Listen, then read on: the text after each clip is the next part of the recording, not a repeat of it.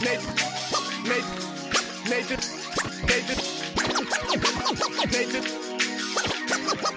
NathanIvy.com. Mr. Ivy know the show must go on. As far as Cincinnati, man, I put on. Tunes made another flame beat for me to cook on. Raised arms, closed fists, yeah, too strong. Team AI, chop it up at the chop shop.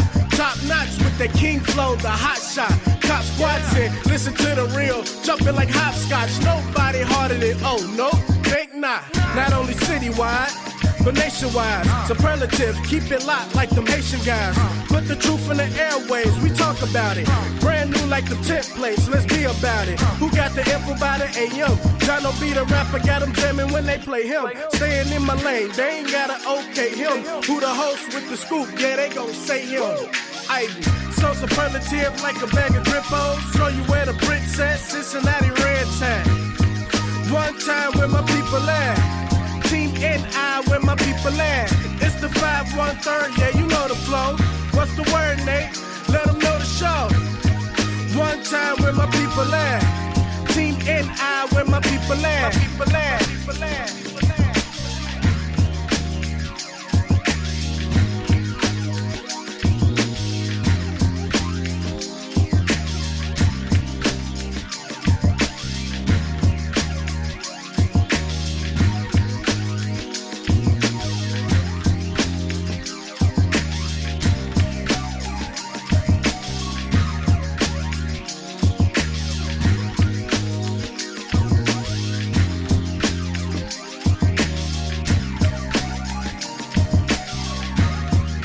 Everybody.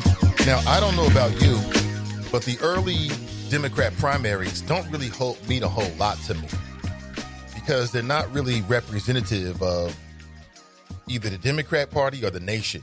Surely not where I live, the people I know. Hey, good morning. Come back. Welcome back, should I say. It's the Nathan Ivy Show. So if you don't know, last night, Bernie Sanders is being called the big winner in New Hampshire.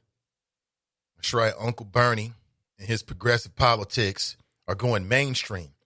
That's what all the mainstream news is saying. I'm not sure if that's true.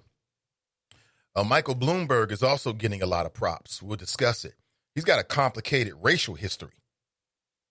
Yeah, somebody released or listen, when you're running for office, all this dirt's coming out. Probably being put out by your opponents.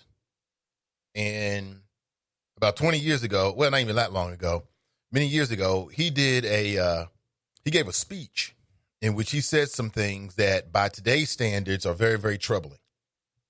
You know, Michael Bloomberg has a race problem because he thought that stop and frisk was a good idea. Like, does that even sound like a good idea? It was never a good idea. Civil rights groups at the time denounced it. Progressive groups denounced it. But Michael Bloomberg, in an effort to try to curb violence and clean the streets, he was all gung-ho. He was pro stop and frisks. And all that happened was a lot of black and brown people got arrested, was incarcerated for marijuana. It's just amazing how law enforcement over the years has reacted to marijuana. Like, people have got their heads busted in by law enforcement for marijuana. Is that marijuana I smell? Oh, marijuana. I mean, again, by today's standards and even by yesterday's standards, in my personal opinion, absolutely ridiculous. But I want to discuss how many people are paying attention to what's happening. I know these are hardcore political types. Good morning to you all. Yeah, Uncle Bernie's the big winner. Pete Buttigieg came in second. And everybody's favorite former vice president who doesn't do so well when he's running for president on his own over the years, Joe No TNT Biden, came in dead last. Matter of fact, from what I understand, he left early. He said, New Hampshire, we'll see you in South Carolina. We'll see you later. Are we seeing the end of Biden? Could be. It's going to be a complicated next, 18, 19, 20 days for Mr. Former Vice President. And does it say something that Obama never came out to really, not even less than endorsement, but to even ride for his dog? You know, it was VP, Vice Joe Biden. During the Obama administration, they did it together, right? Interesting. How do you feel about Pete Buttigieg? And we have to have this conversation because at least earlier they're saying that, he's gaining momentum. While Bernie won last night, if you believe what's being reported, it's Pete Buttigieg who has a slight delegate lead. And that's why they do these primaries, to see who gets the most delegates. And theoretically, whoever gets the most delegates is the person who'll get the Democrat nominee. Do you think Pete Buttigieg can beat Donald Trump? Does that matter? I want to discuss. Locally, some parents are furious with the Cincinnati Public Schools. And they're furious about active shooter drill, right? You know what an active shooter is, right? That's somebody that goes into a school and has a firearm and is killing people. And I think it's a good idea for the schools to train for an active, shooter situation. But apparently when they did this over at the Academy of Multilingual Immersion Studies, a lot of people didn't get the word that it was a drill. They thought it was a real active shooter. And it prompted many parents to speak out with the Cincinnati Public School Board. And now they're going to have some big committee. They're going to sit down and talk about it, and they're going to figure out a better way to do active shooter drills. My question is, why do we make things so damn difficult? You ever notice that? Is it a human thing? Is it an American thing? Is it a Cincinnati thing?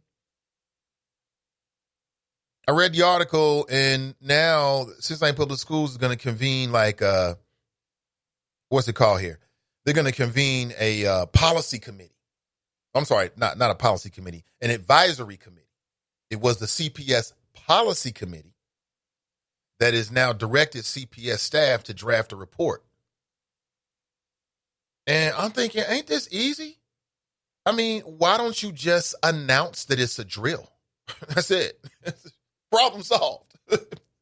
I don't think anybody's against the idea of practicing for emergent situations. We do this with fire drills and things like that. But if you tell people ahead of time, like, hey, this is going to be an active shooter drill, then guess what? You get all the good and none of the bad. It's real simple. You get all the good and none of the bad. The good part is that the staff gets to have the experience of where they need to direct themselves and the students in case there is an emergency. Because that's all it really is. Like, what do you do? Right? And the bad part is you take away the anxiety of people thinking that it's a real active shooter. I guarantee that's what they come up with. But they're going to sit down with the school resource officers and teachers and parents and staff to do what I just said. Because they're not going to stop doing the drills. And the most logical thing is just make sure you announce it so everybody knows, okay, today we're going to have an active shooter drill. Everybody knows it's an active shooter drill. Just like we just do with fire drills. Like we used to get advanced notification like, oh, it was the fire drill. Okay. Nobody's, we know we have to know what exit to go out of. Nobody's super anxiety. Nobody's going to pass out. Because that's a bad situation. Like if you think there's an active shooter, man, people might do anything. Somebody might get hurt unintentionally because they're reacting to what they think is an emergent situation. And you never know. You could have staff members, teachers that have firearms. They might discharge these firearms thinking like, okay, I got to shoot my way out or protect the students or protect myself or whatever. Just give them a heads up, man, and save all the money. Like, it makes it so damn difficult. You know what I'm saying? It's real simple. It's real simple. Good morning to you. 513-873-7134. Now, that's a free call almost anywhere in the world. I only say almost because at this point, I haven't received a phone call or been told that somebody's been charged. Okay? Almost anywhere in the world. Now, that'll be a free call. That's it. All I ask, well, kind of free. It does come with one caveat, one maxim, as I like to say. Open your mind before you open your mouth. Other than that, it's all good. It's all good. It's all good. Now people of color are going to get a chance to decide and vote on the Democrat nominee. I'm telling you, the Democrats got to change that process. If the Democrats on a national level want legitimacy from the very beginning, You got to get away with Iowa. Fuck Iowa. New Hampshire, Schmamster. Big deal. Tradition, schmission. Doesn't really rhyme, but you get the point I'm trying to make. You know what I'm saying? Diversify and diversify quickly. I know this is going to pain a lot of people, but Andrew Yang, or you're a part of the Yang Gang, is what they called it, the Yang Gang, has dropped out of the race. Michael Bennett has dropped out of the race. It's been interesting because there's been a lot of headlines that I read that said that Andrew Yang really injected something into the conversation. If so, what? I'm not saying he didn't. I don't know what that is. Quote, we've accomplished so much together. We have brought a message of humanity first and a vision of an economy and society that works for us and fellow Americans. Did he? Really? Didn't know that. So if you care about these kind of things, you may already know, but I'll run through it just so we're all on the same page. So Bernie Sanders came in first with 25% of the New Hampshire Democratic primary vote. They're saying the turnout was 2008 levels. Followed by Pete Buttigieg, Amy Klobuchar, Elizabeth Warren, Joe Biden, then Tom Steyer. Well, maybe he's not your favorite multi-billionaire. He may not be your favorite. Yeah, that's from the folks in New Hampshire. I'll tell you what's next up in just a couple of minutes. Now, not only can you interact with the show by calling that number, you can also join, as we call it, the Chop Shop. It's a chat room that's attached to my Spreaker page. You may already be in this Chop Shop. I don't know. But if you're a chat room kind of person, you like to chat it up in text, that could be an avenue for you to interact with the other choppers. All good people. They do bite. I will say that. They do bite. Someone said if you can make it in the Chop Shop, you can make it anywhere. That could be true. I won't lie to you. It could be a bit of an intellectual briar patch. I'll put it that way. Yeah, I like that. An intellectual briar patch. That's the way we'll put it. But again, if you can survive that, you're more than welcome to be one of the good citizens, digital citizens of the Chop Shop. Very, very simple. You can create your own avatar. You can use your avatar from Facebook or whatever social media site I think it's Facebook primarily that people use. You can change your name. You can be you. It's the 21st century. And good morning to you. It's a beautiful morning here in the greater Cincinnati area. If you don't know, I'm broadcasting live from beautiful Cincinnati, Southwest Ohio. People say, where's Cincinnati in Ohio? Southwest. On the other side of the map in terms of Cleveland. Cleveland's on the north side. We're on the south side. Right? And in many parts of the city, you can see the beautiful Ohio River from where we get our drinking water. And it's all good. If you ever come to the city, let me know. I'd love to show you around. I know all the great spots to eat and the spaces to stay the hell away from. I know all of them. Good morning to you. And I hope you had a great 24 hours. All right? Yeah, Bernie's got a powerful surrogate. Got a very powerful black female who is his media surrogate. She goes out on the media trail and she speaks very, very fondly and highly of Bernie Sanders. But some people don't like Bernie. I want to get your initial impressions. We will get our chance really, really soon. Have you heard the story of the two Ohio State football players accused of raping and kidnapping a young woman? One of them is from the Cincinnati area. Just a terrible story. I hope this is not true for the alleged victim's sake. I read the article, and it's just terrible. And apparently these two young men are on the football team. And it's really early now. I think they've been arrested. That's why the story is now making the news. And it's just a really, really bad story. A really, really bad story. Apparently they sexually assaulted, raped this woman, then forced her to take a shower, allegedly forced her to make a video saying that it was consensual, and then left, dropped her off somewhere. The hell? And it's hard to believe that human beings would do these kind of things to each other, but we know there's a lot of ugly, violent things that human beings do to one another. I don't know if the story's true or not. I don't know if the allegations are true. At this point, it's just allegations. I mean, you're innocent until proven guilty. But when I saw the Cincinnati connection, I wanted to make sure I brought that up. I hope that it's not true. It's not good. Amir Reap and Jason Went, both 21 years old. 21! And they're saying this happened back in the first week of February. And no means no and stop means stop. People need to remember that. No means no and stop means stop. I'll just put it just like that.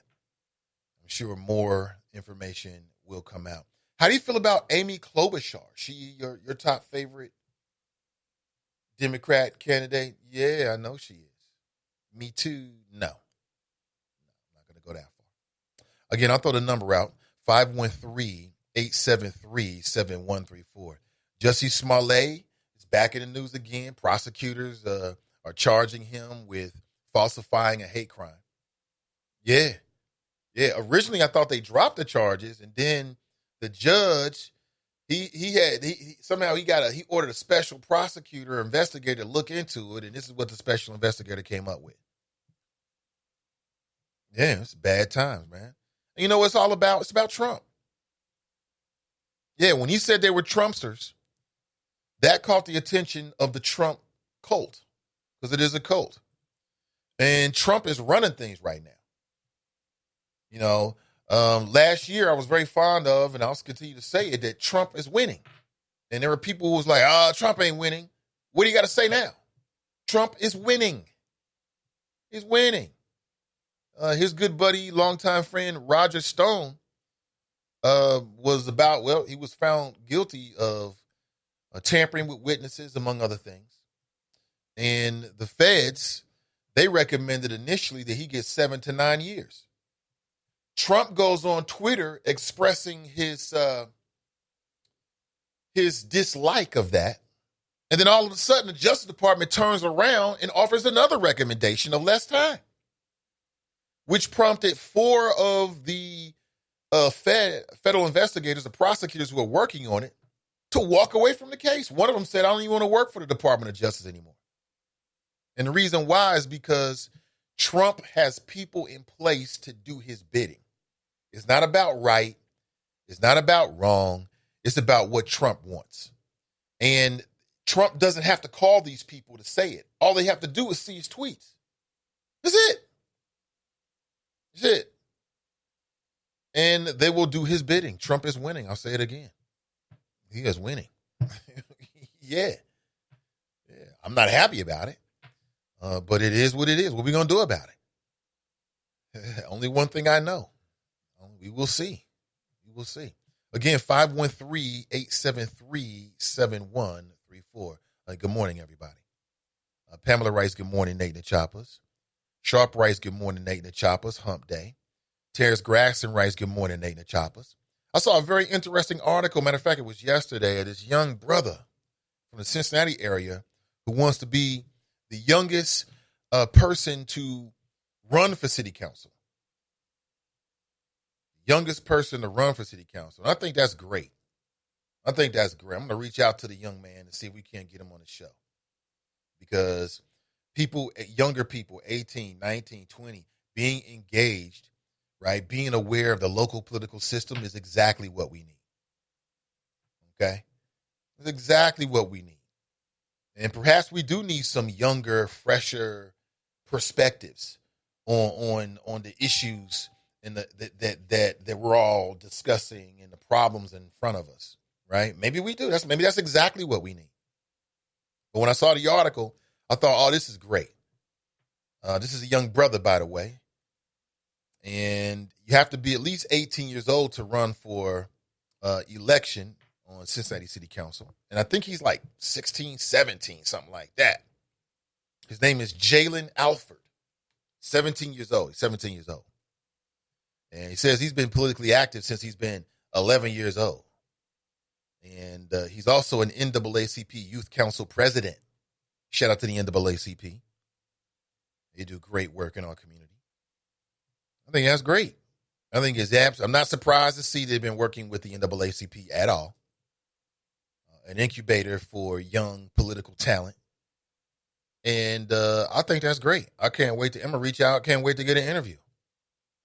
You know, who's to say his ideas are any less, than anybody else's? You know what I'm saying? I can't say that. I can't say that. I think it's going to be great. I mean, can you feel it? It's right around the corner, y'all. It's right around the corner. City Council. There's going to be a complete revolution. 2/3 of the council is going to be new. And there's nothing to say that the 3 council members, although I think with name recognition, it's it might be a safe bet to say they might be reelected if they decide to do so. Quote, I'm not sure if 16 is an age that I feel comfortable enough that someone has real world experience. That's from David Mann, who is the oldest member of City Council. And I think real world experience is really, really important. But I think it's a double-edged sword. You know what I'm saying? Like, real world experience gives you, a practical outlook. But in the same case, that might be what's holding us back. You know what I'm saying? That pragmatism. Pragmatism is cool. But perhaps it's also a double-edged sword because it prevents us from thinking outside the box. I don't know. I'm spitballing here, but I just thought it was a great story. And I wish that young brother the best. I wish him the best. Why not? Why not? Why do you got to be 77 to be on city council? You don't have to be. 1777. I don't know. What do you think? What do you think? 513-873-7134. Tracy writes, hi. Hey, Tracy, how you doing?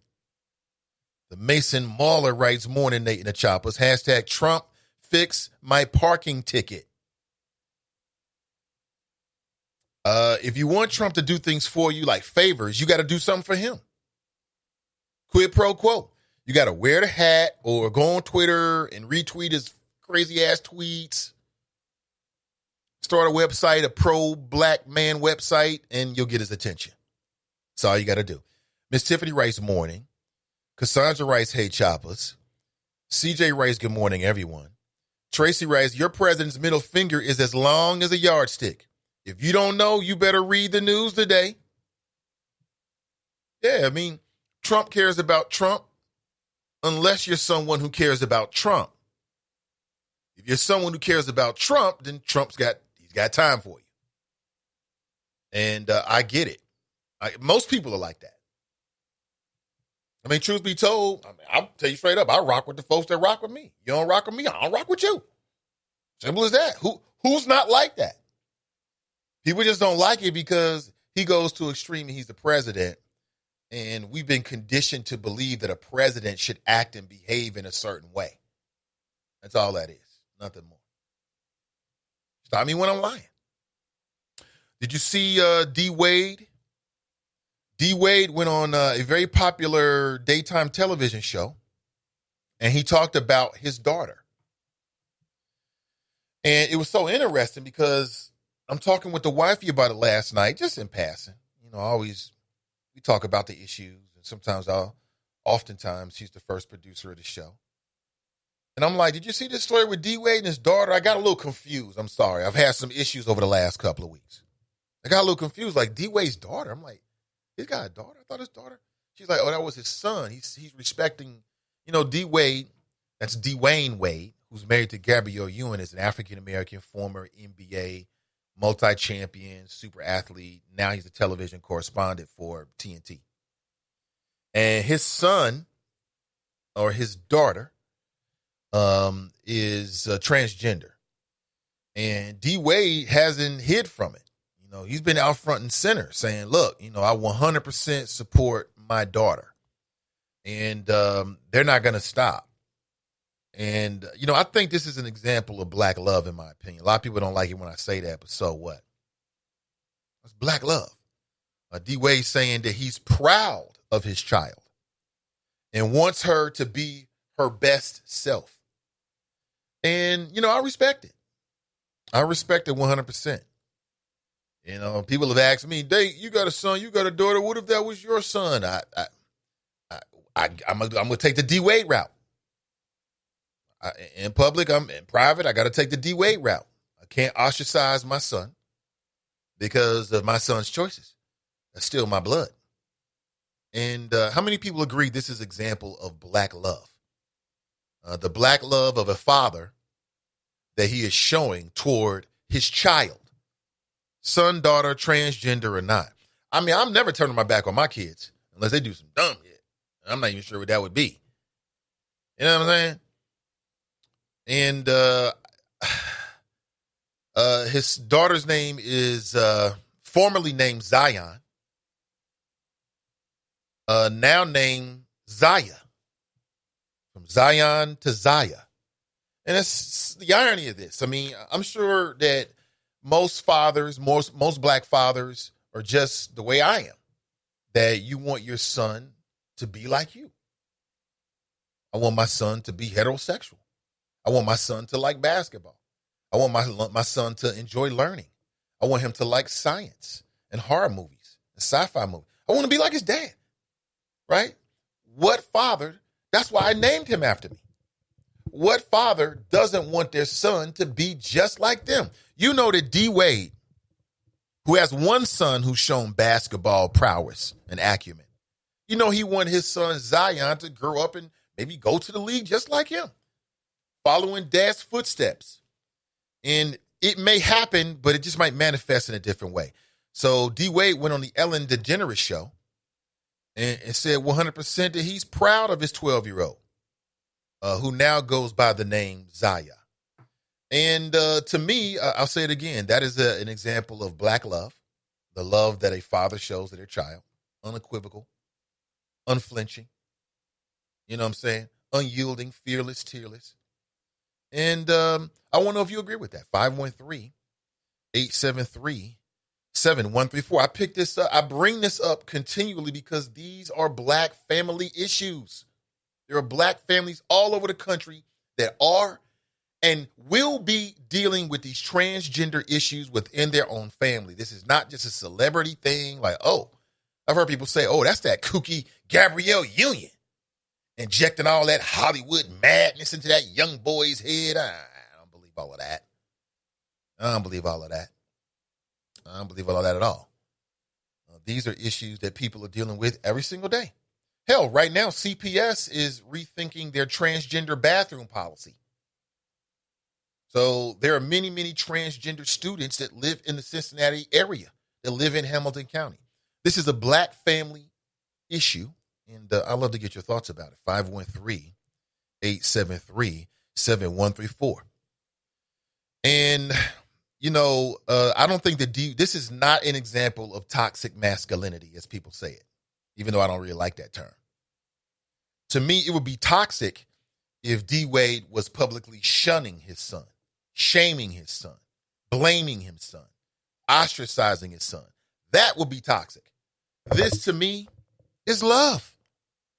This is love. It may not be in the form that, you know, you initially think it's going to be. It may be a little bit different. But this is love nonetheless, in my humble opinion. What about you? Ray writes, Grand Risings all. Jared writes, good morning, hashtag Team and I. Darsky and Jermaine writes, good morning, alt middles for the children. If you're ashy and you know it, clap your hands. Tracy writes, coronavirus may spread through pipes and drains. Hashtag drink more water. I can see that coronavirus is really on your mind, huh? Like I said, I think I said it yesterday, I'm a carbon-based life form on Earth. So in general, any biological, whatever that affects human beings and has the potential to affect me and mine, it'll be somewhere in my radar screen. But right now, I'm more concerned about being pulled over by some egotistical member of law enforcement, quite honestly. But what do you think? What do you think? Coronavirus. Mason Marler writes, Obama decided long ago he wouldn't endorse until the primaries are over. Who didn't know that? That's true. Very, very true. But, an endorsement is one thing. I mean, damn. Your boy Joe Biden out there is floundering.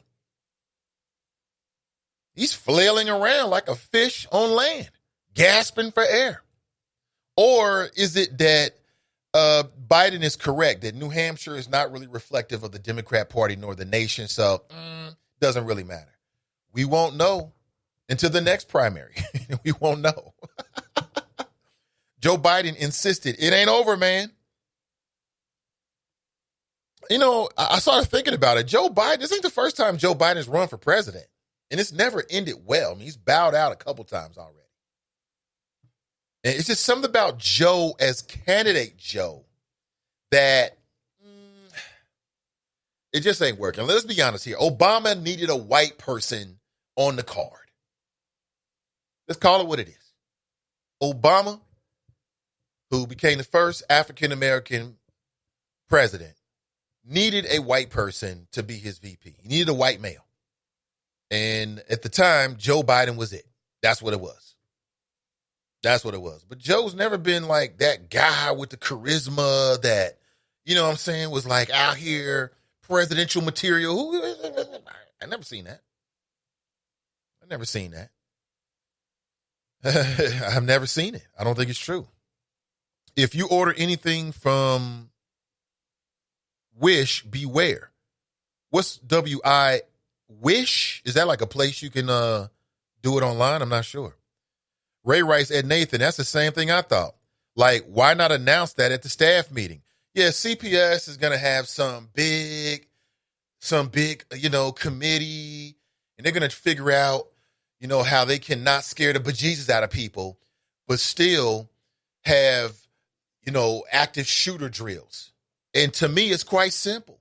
Announce it. As simple as that. Hey, guys, on Tuesday, we're going to have an active shooter drill. Problem solved. Because I do believe that CPS should be doing active shooter drills because people are crazy these days. And guns are so available, right? And the defense systems of our CPS schools are as porous as, the Bengals defense. Nothing but holes. They got these overworked school resource officers, in many cases Cincinnati police officers. So, that's great, but it's just one person. They at least in my daughter's school, she's expressed this to me herself. And see, I don't know. I'm gonna have to start going to these damn CPS meetings and bringing up the issues that need to be brought up because, why do you need a committee to figure out how not to scare people with the active shooter drill? You just simply announce it. That's it. If you announce it, you can get all the functionality and the resource and the experience of going through the drill without scaring the hell out of somebody. Problem solved. Why do we make things so damn difficult? Real simple. Let's go ahead on a limb here, and I guarantee you that's what they come up with. I guarantee that's what they come up with. Now, they'll come up with a list of recommendations just to validate the reason why we have the committee. But at the top is going to be, hey, you know what? Why don't we just announce it? We'll tell everybody, like, look, on Friday, we're going to have an active shooter drill. And people look around like, boom, like, oh, she's smart. He is so smart. I never thought of that. Announce it? Damn, you can do that? Yeah. That's legal. Yeah, that's legal. You can actually announce it. Like, how many people have fire drills and you knew there was going to be a fire drill because your first bill teacher will say, it's going to be a fire drill today. When? Somewhere after lunch. That's all you got to do. But no, it's CPS. They got to have a big old meeting. Get the resource officers involved. We're going to get some parents involved. We're going to have a blue ribbon committee to figure out common sense way to go. Meanwhile, they got these metal detectors that don't work, or the people that's manning the metal detectors will allow you to walk around the metal detector. simply because you say, oh, I got a cell phone. Oh, you got a cell phone? Well, you don't need to go through the metal detector. Oh, A+ for security. A+ for security. Way to go. Way to keep the kids safe. Tanika writes, good morning, Nate and the Choppers. Kelly writes, good morning. Dark-skinned Jermaine writes, tradition has had black folks on the road to perdition. That was an interesting morning. Interesting movie, The Road Toward Perdition. That was like an old school gangster flick with Tom Hanks, right? I think so. What does perdition mean? Perdition. Thank you, Google. What does that mean? Define. I want to know now. I'm curious. Look this up.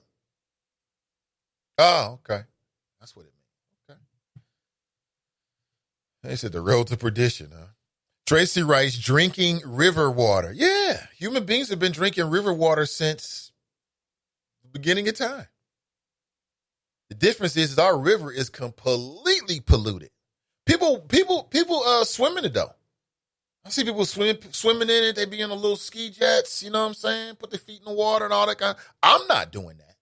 You can do that.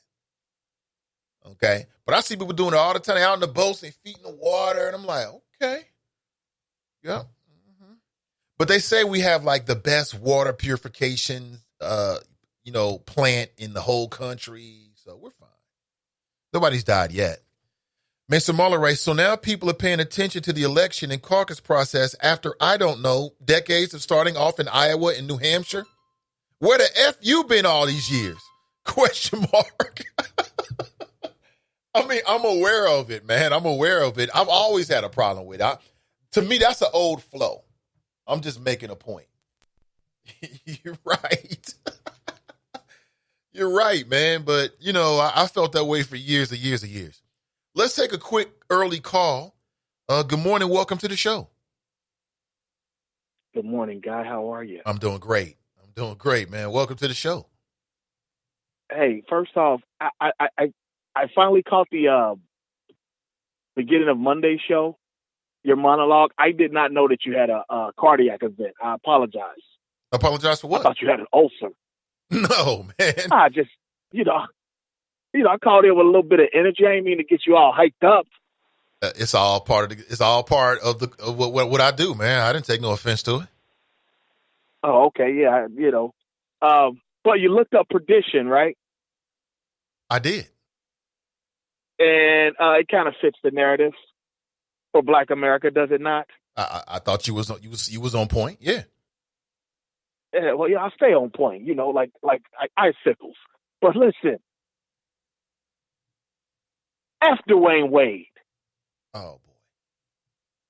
Yes, I went there. F him. I mean, of course you're gonna love your children. Yeah, we but I no. You're campaigning for a reality show. That's gonna feature your wife, Gabrielle. Actually, I think he might be the gay one and put that behavior into his son. He cheats on every woman he's with. His first baby mama split up with Gabrielle for a week and then got another woman pregnant. That's where his daughter came from. This Zaya stuff, that's not his daughter. It's one thing to shun your kids. It's another thing to redirect them. I don't know how you run your house, but around mine, 6th graders don't call the shots. You are not a girl. You are a boy. You feeling like a girl? Then go get some ginger ale and some crackers and go lay down for a while. Maybe you'll feel better. But you don't get to tell me what the hell you are, what you feel like. Is that all you have to do? Ginger ale and crackers? I don't know. I've never had that problem. But this is more of leading Black folks on the road to perdition. Because we're trying too hard to assimilate into the mainstream society. And he's leading it, and he's setting a horrible example. So you disagree with me? This is not an example of positive black love, because that's what I think it is. I mean, it's love because he's not kicking him out, putting him up for adoption. Yes, but it's an example of bad parenting. A bad stepmother, everything. You know, it's not hard to love somebody. But, yeah, like I said, you're going to get redirected. Well, maybe he tried that initially. Maybe initially he tried hard enough. Maybe he tried redirection and crackers and ginger ale, and it just didn't work. Well, maybe his word ain't bond around his house. You know, maybe he hasn't asserted enough proper male energy around his house. There's no way in hell. Well, my only son's in 9th grade now. There's no way in hell had he come to me as a 6th grader talking about something. I feel like a girl, Dad. There's no way in hell after so long that he would still be doing that. And I wouldn't have to touch him. Wouldn't have to touch him, wouldn't have to cuss him, nothing. You think that would work, though? Simple redirection. You think cussing out your son in a situation like that, or maybe putting your daddy paws on him, you think that would really work? Wait a minute. Didn't I just say I wouldn't have to do that? I didn't say I would do that. I said I wouldn't have to do that. Just simple redirection with some simple talk. Might have some harsh grammar in it, but we're going to talk about it daily. So you would cuss him out? Until I feel like I didn't say I would cuss him out. I just said I might have some harsh grammar. Cuss him out? No, not cuss him out. You know, or just curse at him. Just some strong redirection. Well, again, I say maybe D-Wade tried all of that and realized it was deeper than a fad or just something his son was trying. And he slowly grew to realize that this is who his son really thought and identifies as. Nathan, Y chromosomes don't grow on trees. You know, you got to protect that. That is a very, very precious chromosome you pass to that boy. And you got to protect that. What he's doing is not, it might be black love, but it ain't good parenting. Not for a 6th grader. So is it an age thing for you? Let's say the boy is 11, an 11th grader, 12th grader. Is that more acceptable to you then? No, it's not, because you're still in my house. So basically, when you get up out of my house, when you get up off my dime, you can do what you want. I understand. Look, I was raised old school. That was the way I was raised. So you're saying when you get 18 and get out of my house, then you can be transgender. You might not get out at 18. You know, I'm not one who's going to throw my kids, you know, off on their own when they're 18, just feed them to the wolves. They can stay as long as they want, but as long as you're under my roof, on my dime. So I'm sorry. Do you think that might risk the relationship you would have with your child? Just so some standard that you feel that you want to impose in your house on them is in place? I don't give a damn. If it risks the relationship, then it is what it is. This is, you know, I brought you in this world. I'm going to take you out. Okay. I'm going to make sure you're ready for this world when you go out. And speaking of relationships with your kids, LeVar Ball doesn't have a relationship with Lonzo anymore. Because he's got to ask him to put money into Big Baller Brand to relaunch it. If you had any relationship with your son, you wouldn't have to ask him. He would just do it for you. Yeah, I read something about that. I saw something about that. I think it was a show called Speak for Yourself, and they were debating. That's a show with Jason Whitlock and the other brother who I like a whole lot more. Marcellus Wiley. Yeah, and they were debating that, like, is it wrong for LeVar Ball to ask his sons to put money in a Big Baller Brand? I'm thinking that's his son. If he want to ask his son for some money for their business or his business, that's their business. Yeah. I don't know. And if you had a positive relationship with your son, you wouldn't have to ask.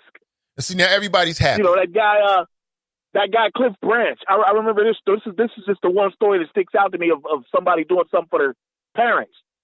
What was his name? Deion Branch used to play for the England Patriots. He was the Super Bowl MVP. He bought his dad a trucking line. You know, a line of trucks so he could, drive over the road rigs and whatnot. Bought him like 10 of them so he could run his own company. You know, you wouldn't have to ask that and make it public that you asked if you had a good relationship. Now, I respect LeVar Ball and what he was doing, but at the same time, apparently Lonzo done got up under that tree and felt like he was emasculated a little bit and don't want to fuck with him like that. Oh, pardon me, it ain't 9 o'clock, but yeah. Right. Just for the children.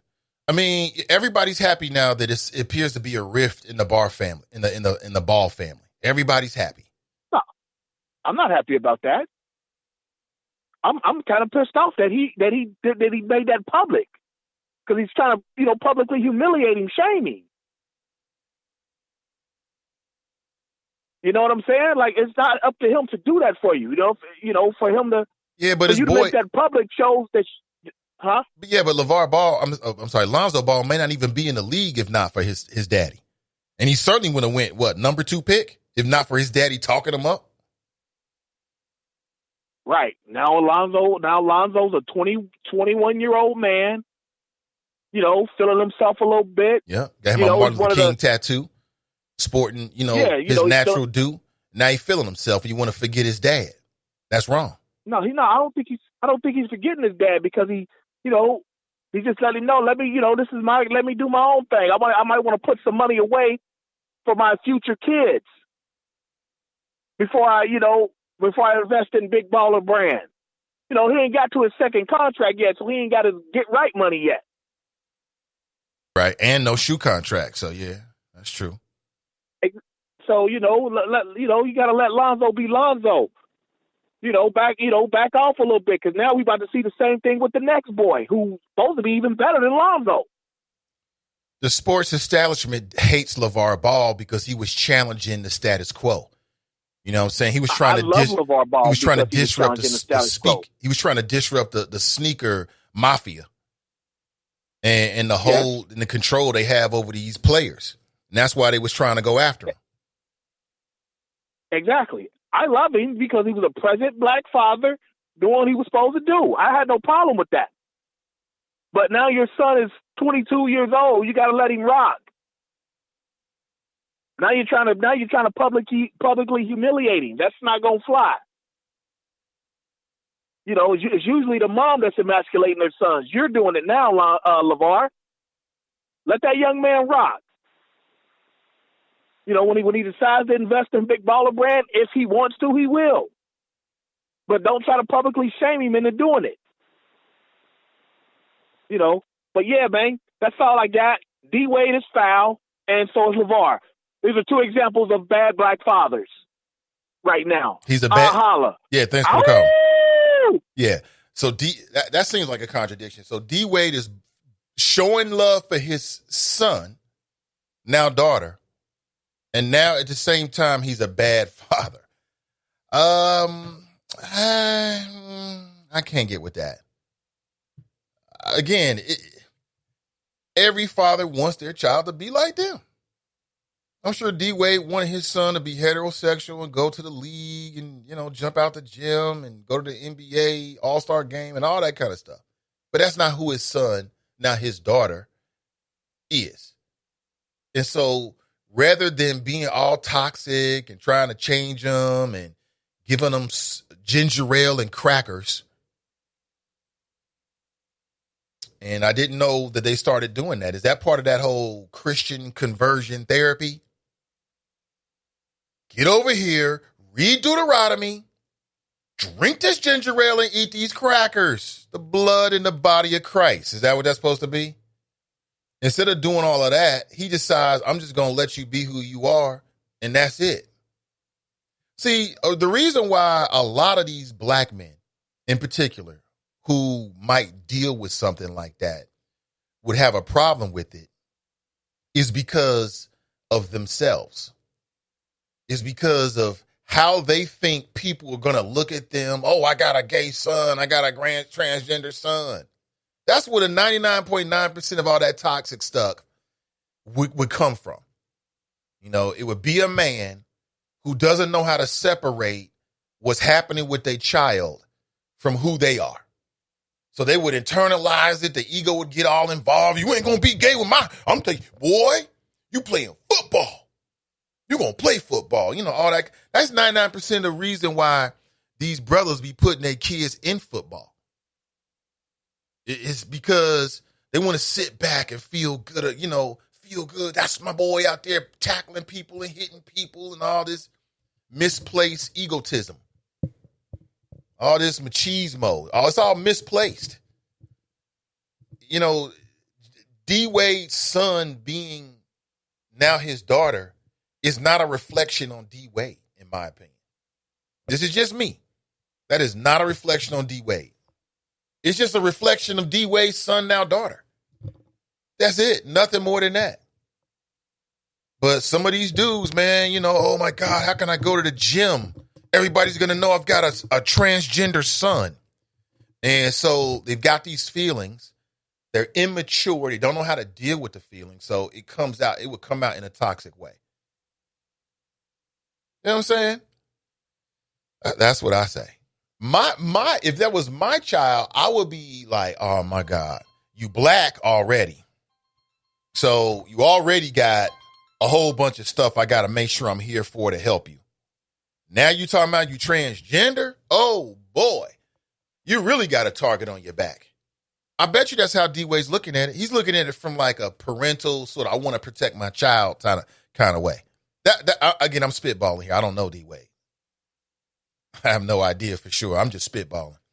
Hey, let's catch up with John from Princeton, New Jersey. Now from John from Florida. What's up, John? Good morning, Mr. Nathan Ivey, and the good people of Cincinnati, as well as good people around the world. And yes, we can't forget those choppers. There's a little echo going on there. I don't. Hopefully that doesn't mess up. Well, John, we can hear you loud and clear. John, how have you been, man? It's been a minute. Thank you for the well wishes. I'm fine. Just settled into Florida and working with my friend at his company and cruising around Miami as well as northern Miami and watching the flow as well as the Latinos. Oh my gosh. Another story in another day. But I just was sitting back listening as I was in my friend's warehouse. Now, John, hold on a second. Hold on a second, John. Hey, John, can you hear me? We're not on speaker, are we? No. Oh, okay, okay. Yeah, just make sure you talk straight into the microphone there. But go right ahead, John. You said you're at your friend's warehouse? Yeah, I'm at my friend's warehouse, his company. And I was just sitting back listening to you and Drop. I believe that was Drop. Yeah, sounded like Drop, but no, that was Fame.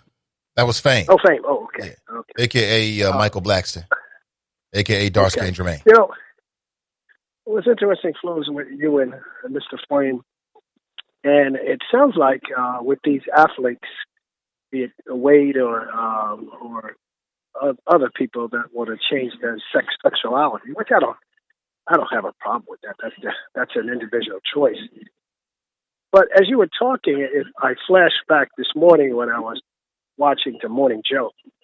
And Morning Joe was very careful, as we saw with the results in New Hampshire, Buttigieg. And they were very careful about bringing up the gay section. They didn't touch it too much, but it did slip out of Joe's mouth a little bit later on. But as you were talking and you and was having the flows, I flashed back that as we see that the gay bloc, and let's be honest about this, the gay bloc politically, and we're going to bounce and forth between that athlete that wants to be a male, female. The gay bloc is a powerful bloc, and it may, if Buttigieg gets the nod, and we don't know that, I don't really think he's going to get it, but he's sending a message, and you don't want to alienate that powerful gay bloc because they weave a hard sword across the country, and you don't want them to stay home for this political election.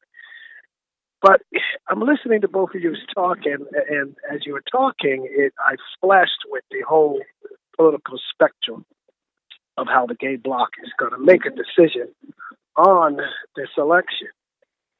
And Buttigieg is setting his tone. Now, this goes all the way back to, remember early on when before he announced his candidacy, he sat down with Barack Obama. You wonder what that conversation was, like to be a fly on the wall. But Buttigieg has realized the Democrat Party, like Barack Obama realized when he was campaigning and running, they weren't touching base with a number of people. And Buttigieg is going to go after that gay bloc. So now, I know, Choppers, you wonder where you're going with this whole thing. You're bouncing around. Okay, I'll tell you where I'm going. This election is going to be very powerful. And if we look at Wade and his son that wants to be a male, female, I could care less. But you kind of make you wonder, as your last caller was talking about, is this all about changing the spectrum of some of these dominant male athletes and how they set the tone in controlling sneaker companies, sports, and some of them now are getting involved with politics? Are they targeting their kids early on? And now, once again, it's a person's choice who they choose to want to be. But politically, do we want the spectrum of the gay community to control this whole election too? I'd like to hear your comments. Well, do you get where I'm going with this thing? Yeah. Well, let me ask you a more pointed question. Would you vote for Pete Buttigieg? He is openly gay. I don't know. If he wins the Democrat nomination, would you vote for him? I don't know yet. Little bits and pieces of what I'm hearing about, just like Bloomberg, we're hearing about Bloomberg with the stop and frisk. See, people that lived in New York and New Jersey, they know all about Bloomberg as well as Giuliani, stop and fricks, anything to get the white vote and make like they're doing their job. So Bloomberg, his dirt is coming out. And if you watch Morning Joe, you'll see they talked about Bloomberg with Sharpton sitting there and the brother from Princeton University. And they talked about how Bloomberg now wants to get on his knees and apologize to the black community. I made a mistake. I shouldn't have done that with no. Your dirt is coming out, Bloomberg. And if Buttigieg, and I'm hearing within the black community in his area of the city, he was doing some dirty stuff too. Now, I don't want to jump to the gun with him because his stuff is going to come out on what he did and what he didn't do. All of this is going to come out. Now, if he's the nomination during that time, let's see, because he still has to answer questions to me. As much as some of you choppers don't want to talk about reparation, I'm going to hold whoever the candidate is. That's not really true about the choppers, by the way. Before we pull that lever. The choppers don't have a problem with reparations. Many of them, that's high, if not tops on their list, John, just so you know. Yeah. Well, as far as I'm concerned, I don't give a damn who you put in there. Elizabeth Warren, Buttigieg, Bloomberg, they need to answer the questions on the black community's issues, as well as far as I'm concerned, on the top of the list, reparation. Because if they give me lip service, we got to do more stories, go to hell. You're not getting that from me. Right. No. Got it. You either answer the question on reparation or take it where the sun don't shine, because you're not getting my vote. So, once again... So basically, you're not going to vote in 2020. I get it. Early on, let's not jump the gun. Let's see, all of these running around from state to state. Now, answer me one question. With all these so-called primaries, state to state, do these states get a chance to vote again just before the election? Yeah, they'll vote. Everyone will vote in a general election in November, yeah. So then what the hell are we sitting up here brainwashing people? Oh, New Hampshire, this state, that state. And we haven't even had the major election yet. Well, because this is the primary. This is the primary where the John, it's the primary where the Democrats are trying to decide on the nominee, the person who's going to go against Trump in November. Because I know you're new to the whole voting thing. I don't like this. I think it's all brainwash, cycling the American people's mind. Oh, this state early on, six elections, 6 or 8, 7 months before the election, this state is going to favor this candidate, this state. Stop that. Cut it out. Wasn't Trump doing the same thing, but but he was doing it on the cloak and dagger, Russians and other dirty stuff, Facebook and all this stuff. And then you listen to Morning Joe and some of these stations. Oh, this person is favored. We like this guy. Stop it. Cut it out. Got you. This is the same crap we went through during 2016. What do you mean the same crap? Again, when you say the same crap, what do you mean by that? This bull crap. Okay. Everybody was favoring Hillary. Even Hillary thought she was a shoo-in. No way Trump's going to beat me. No way. Nah, I got them. I tell you what, I'm not going to go to this state. I'm not going to that state. I'm a shoo-in. Well, before I went to bed that night, I kept telling family and friends, this is very close. Now, we didn't know about the dirty stuff Trump was doing, but I felt this was very close. And before I went to bed, I said, I'm not going to be surprised if I wake up 12 o'clock or 2 o'clock in the morning and that idiot Trump is walking into the White House. I woke up 2 o'clock in the morning and I turned on 4 or 5 stations and weeping and crying. He's going into the White House. We lost. I'm like, good night. Let me go back to sleep. Ha! She wasn't a shoo-in. And it was brainwash. And here we go again with the same crap all over. Okay, I'll give you another example. Okay, last example, then I got to move on. Just before the housing market crashed, you saw all of these bankers coming out of the woodworks, giving you interest rate. Historic rates are so low. You better buy in right now. You have an opportunity to get a home. I'm turning on TV down here in Florida. They're giving out loans left and right. This smells like the same crap that happened before that bubble burst. It seems like the same crap is coming down the pipeline again.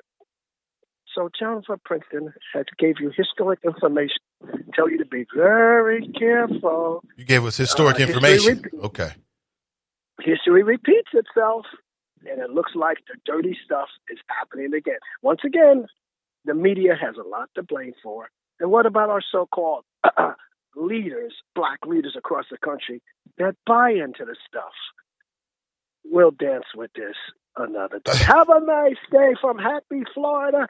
80 degrees. I wish you would. Hey, maybe we can get you to do a broadcast down here. Nathan, I'm down. At a hotel. Maybe. That would be a nice thing to do. Maybe. That would be a good thing to do. Because these candidates have to swing back through here to Florida. So, if you do the broadcast, John will be sitting right there next to you. I know you will be, John. I appreciate you, man. Take it easy.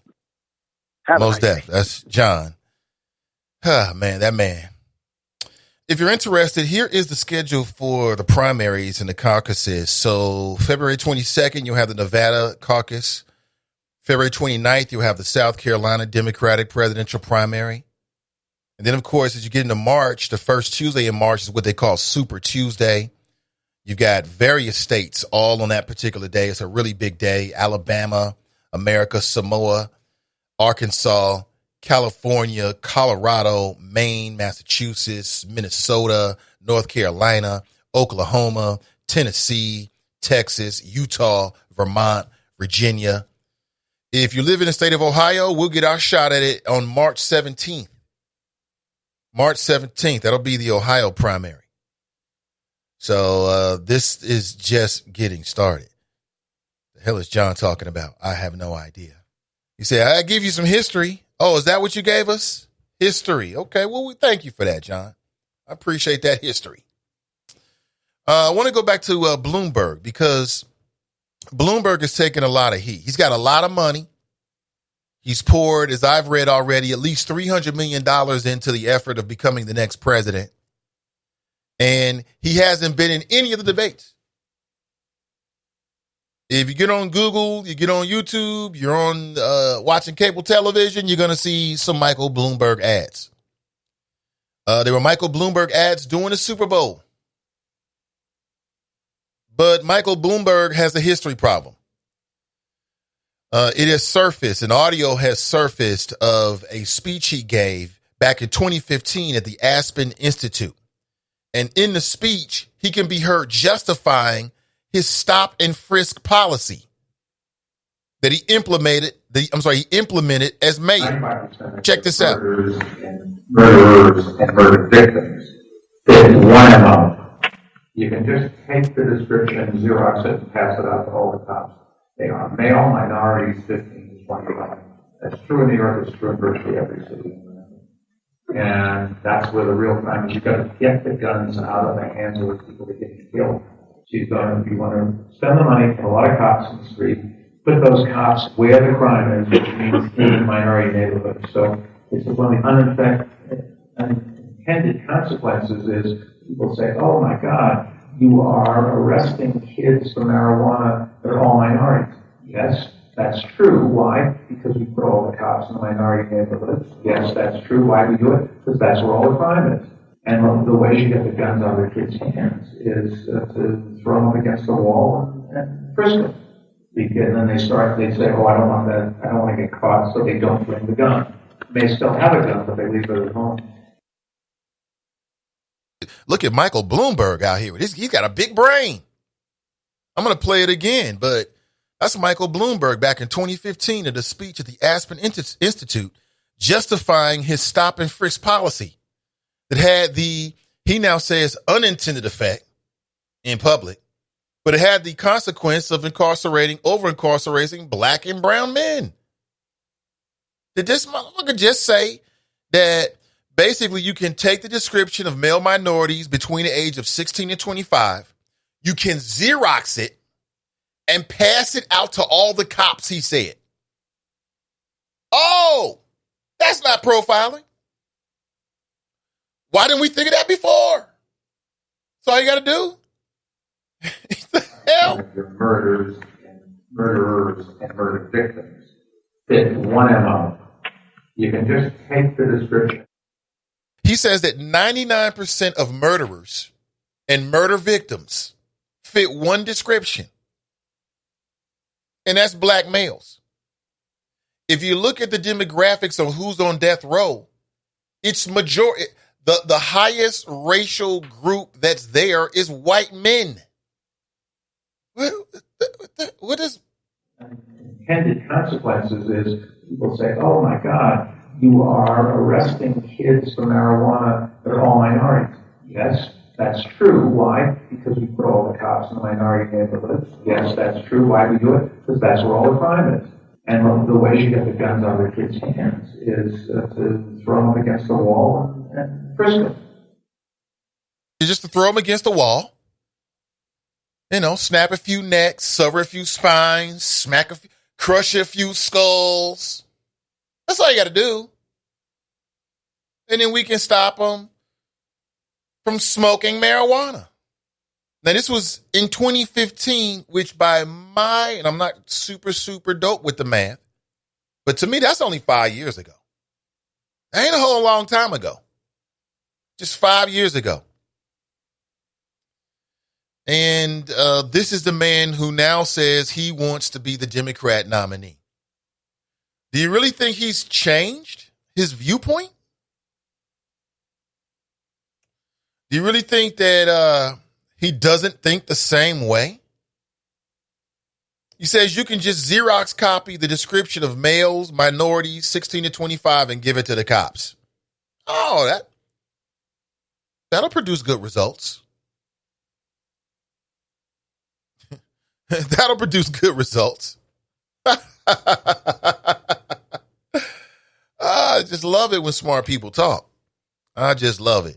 Let's go back to the phones. Good morning. Welcome to the show. Good morning, Mr. Ivy. How are you doing this morning, sir? I'm doing fantastic. Welcome to the show, Drop.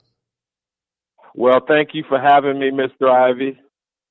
And if my little slogan does not stand true this morning, and that slogan is, Democrats have all the good white folks. Mr. Ivy, here we go again. First, it was Biden with the 94 crime bill. Then it was Mayor Pete Buttigieg with the firing of the police captain in Indiana. Then it was Amy Klobuchar, when she was a prosecutor in Minnesota, and they used false evidence. Now it's Mike Bloomberg, who was the mayor of New York City for 12 years. And now all of a sudden, the Democrats got a problem with him and his law enforcement tactics. Mr. Ivey, really, I told you, Mr. Ivey, 2020 is going to be a turning point for the black electorate in America. Because I'm telling you, Mr. Ivey, this whole thing of a firewall, the blue wall, Biden running around talking about, oh, I'm good until I get to South Carolina where my black folks are. Mr. Ivey, did you see Joe Biden last night when he flew into South Carolina? I saw some of the clips of it, yeah. What did I miss? And you saw, I mean, the contrast of the people that were being shown over the last couple of weeks in Iowa and New Hampshire at these diners and at these rallies where you saw pretty much no black people unless they were with a candidate like Mayor Pete Buttigieg when he gave his victory speech in Iowa, where he had all the young, beautiful black women standing behind him at his rally. So Joe Biden flies into South Carolina, and all you see is black folks. And again, Mr. Ivey, all I saw was older black people.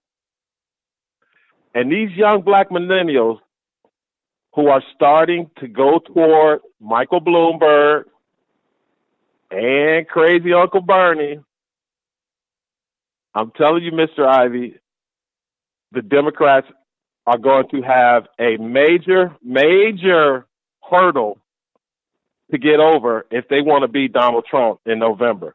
Maybe, maybe not. Because I read this morning that 85% of the Hill, it is a website, thehill.com, and they did a poll of African American voters, and what they found is that of the people that responded, 85% of them said that they would choose any of the Democrat candidates over Trump. Of course they're going to say that. What else are they going to say? Well, they could have said it could have been a couple things. I mean, the percentage could have been, a variance. It didn't have to be 85%. It could have been less than that. Or they could have said, no, there's certain candidates that I would choose Trump over, but they didn't. Well, okay. Well, here's another thing. In that 85%, half of that, Mr. Ivey, half of the 15%, which would have made it 100%, half of that 15% is all Donald Trump needs. And it's starting to be mentioned more and more on these political shows, Mr. Ivey. Al Sharpton this morning, and also I want a little sidebar. Al Sharpton was at the opening of the Black News Channel. So he is affiliated with the Black News Channel. Yes. Well, just because he was there doesn't mean that, maybe he might get a job. He might get a job because he does a show on the weekends. They might get a job over there. I can see that. I can definitely see that. Mr. Ivey. Yo. Come on. You know good well that Al Sharpton is not going to associate with another Fox News channel. But that's not another Fox News channel. That. The Black News Channel. You were implying yesterday. No, I wasn't implying. I was just asking questions based upon what I saw. Yeah, I could see Al Sharpton doing a show over there. Yeah. Why not? Mr. Ivey, you kept saying, I got to give them a chance. They might be another Black Fox News. No, I never said that. I never said that. Okay, I'm paraphrasing.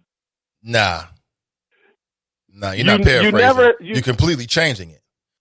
I did say you got to give him a chance, but I never said it might be another Fox News because I don't think that. I have no idea. Give him a chance to do what?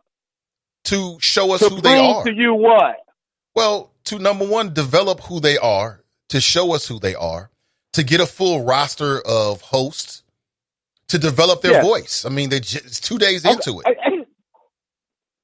But again, Mr. Ivy, and this is not directed towards you, but it amazes me how so many people have so many negative things to say about Fox News, Rush Limbaugh, other conservative pundits and outlets, and they claim they never listen. So who are they listening to when these outlets are described the way they're described? Well, Roger Ailes, chairman of Fox News, wrote a book many years ago. And in that book, and now I'm paraphrasing, he essentially said he wanted to set up a network in which they would focus on and alienate the other being other than white. Okay, and that's Fox News. No, wrong. No. The other was the mainstream media, which was 100% leaning toward Democrat. No, that's not what he meant. Roger Ailes was talking about. No, that's not what he meant. Okay, so how do you explain the emergence of the Rush Limbaugh show? Roger Ailes was behind that.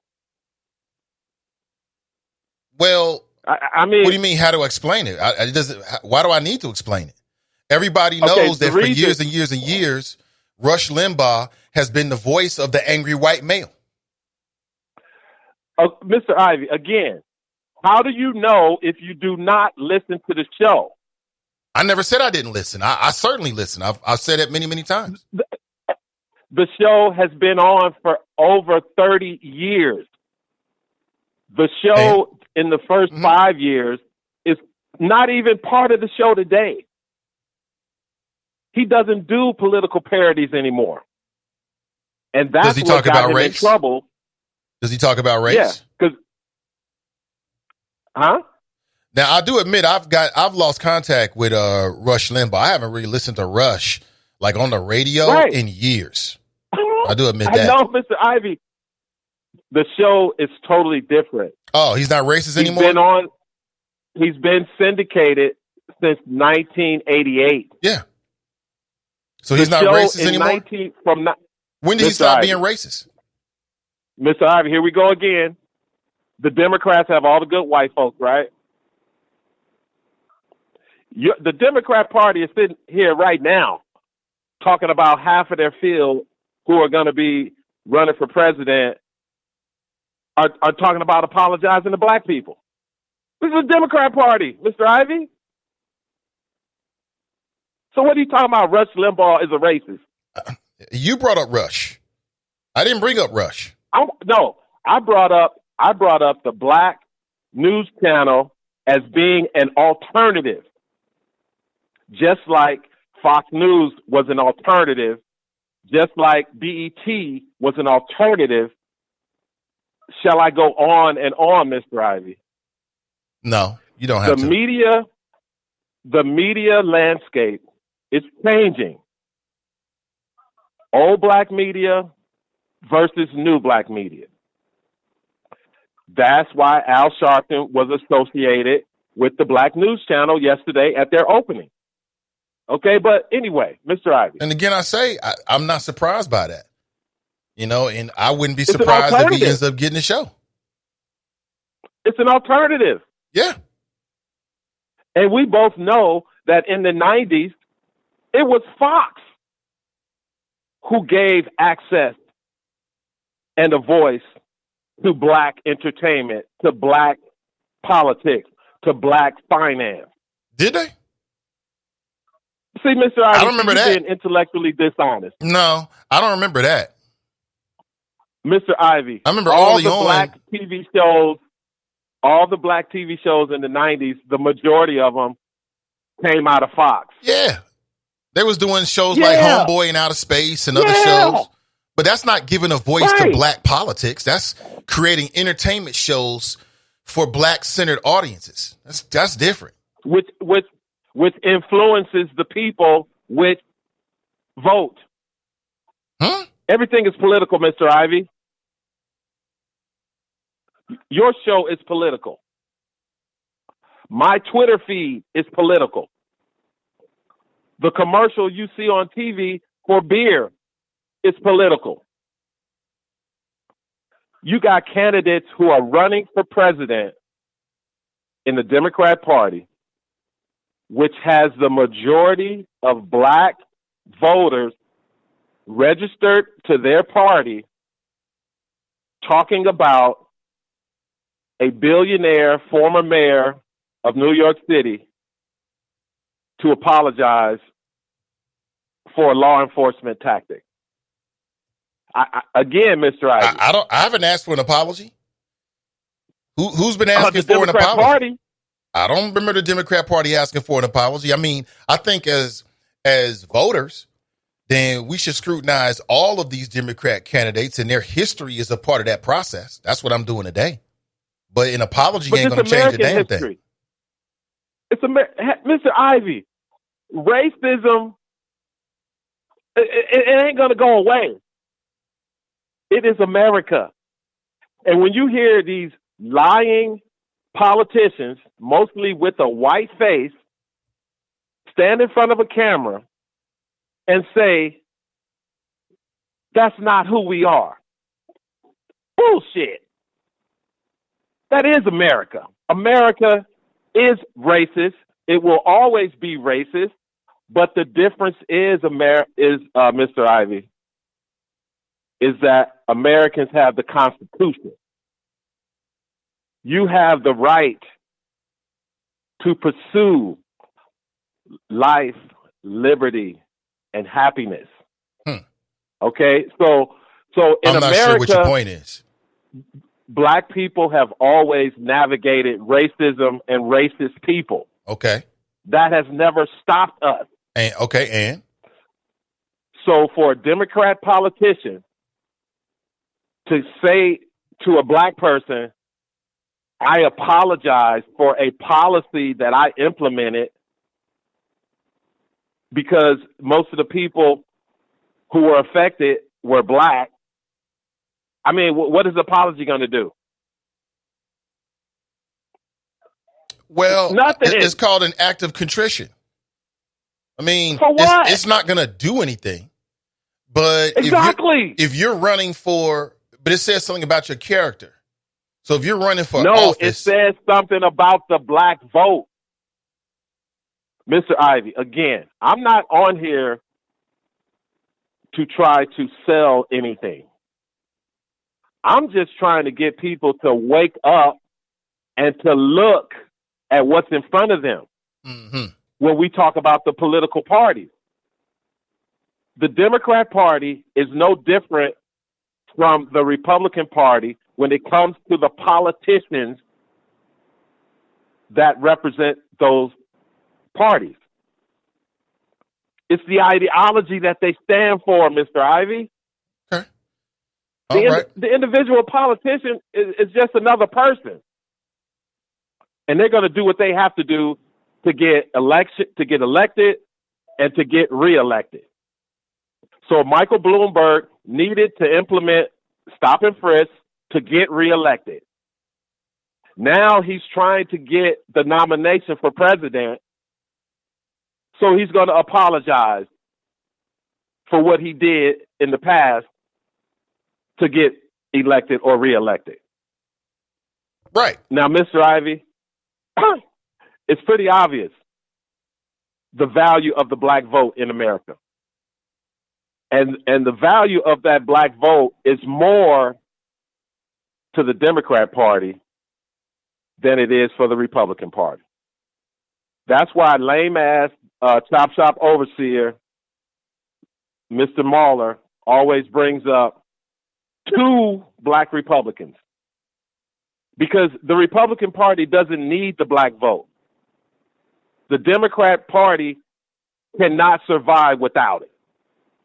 And we're going to see in November what the black electorate is all about. Because I'm telling you, Mr. Ivey, it ain't your grandfather's Democrat Party. And it ain't your grandfather's black electorate. In 2020, it's me before we.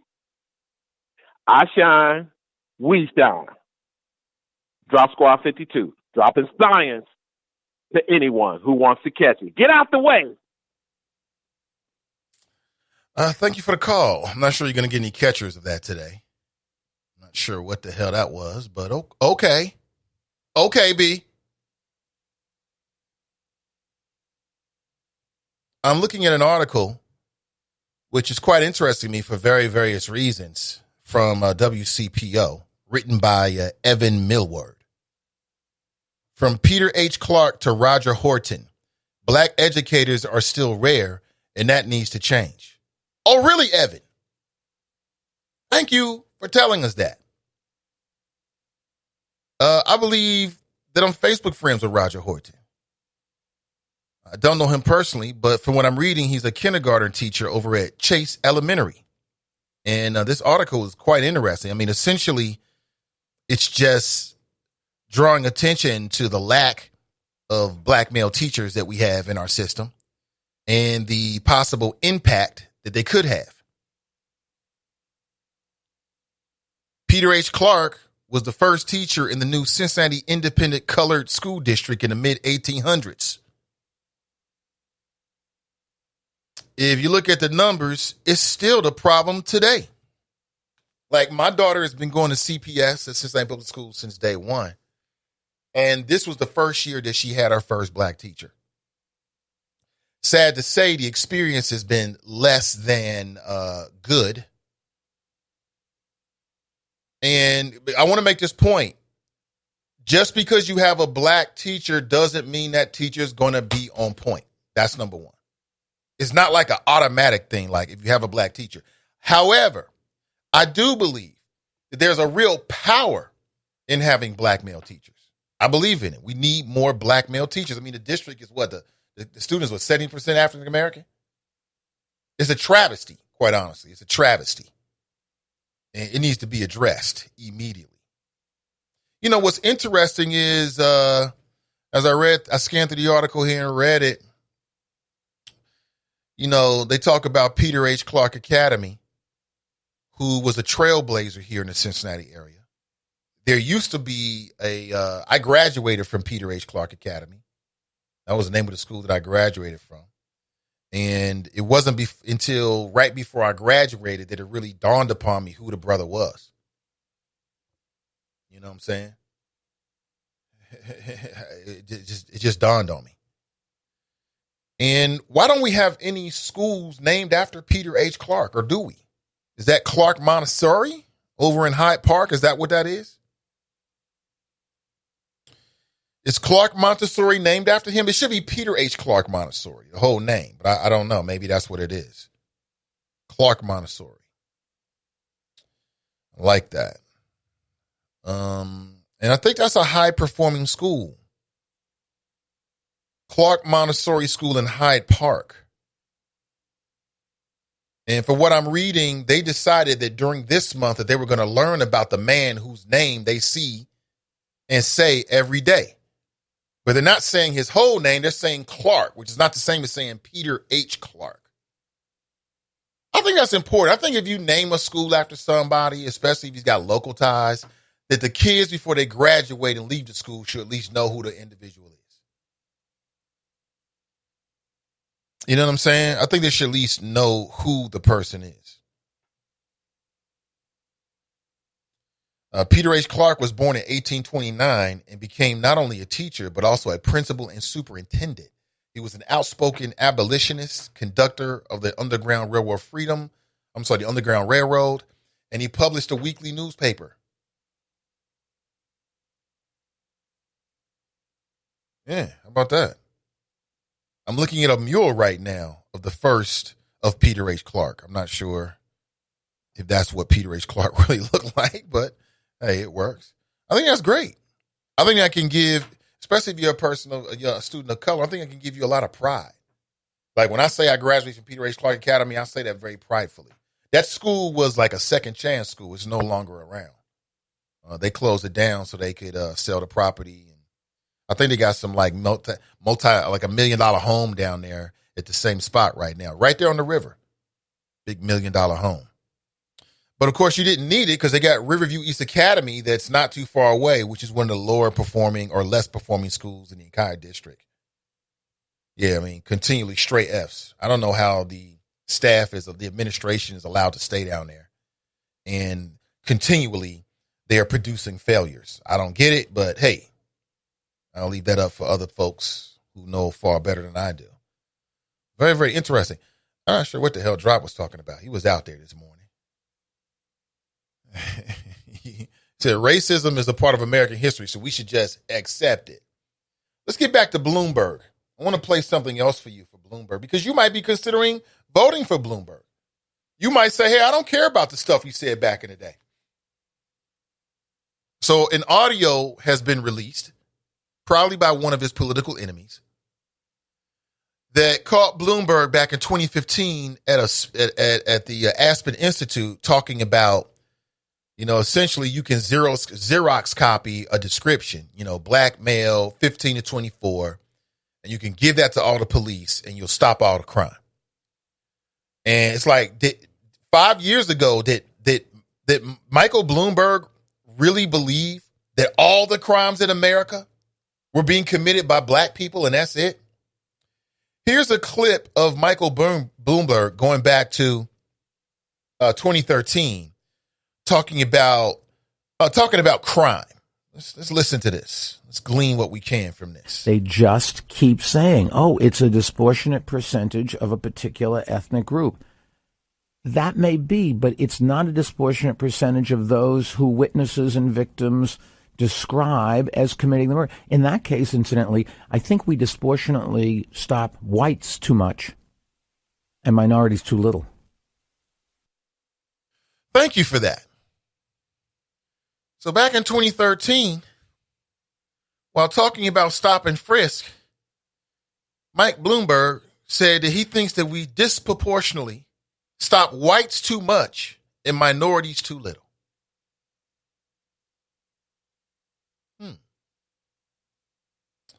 What do you think? 513-873-7134. Sounds like Mike Bloomberg has some extreme views when it comes to who's committing crimes in America. Keep saying, it's a disproportionate percentage of a particular ethnic group.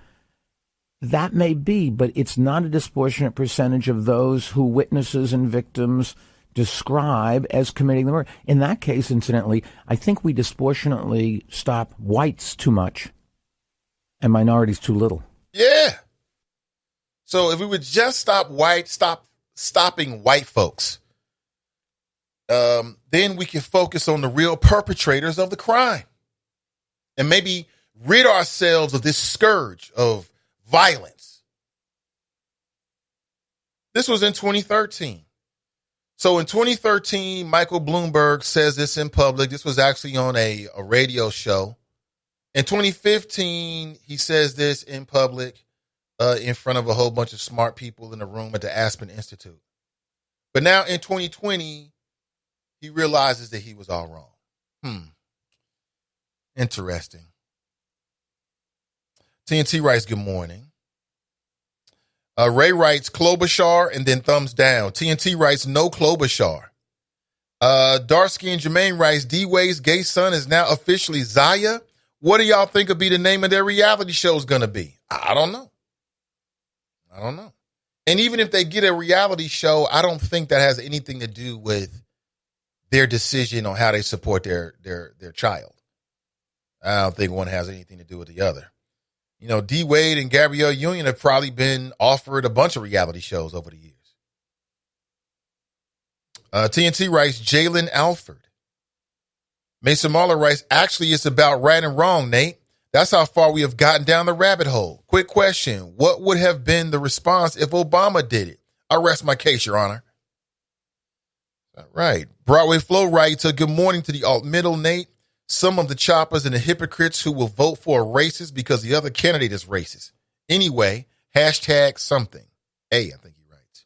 Pamela writes, yes, Trump is winning by doing things that he's always done, by cheating and bullying and using others to do what he wants. And it's working. Listen, if you work for the Trump administration and you see that Trump just beat the Mueller probe. Mueller was over here like he was fucking Dick Tracy with these 1950s ethos and morality, Dudley Do-Right. And the Trump administration is playing, by a whole different standard. They're playing by Trump rules. They spent 2 years investigating Trump, and he was dirty.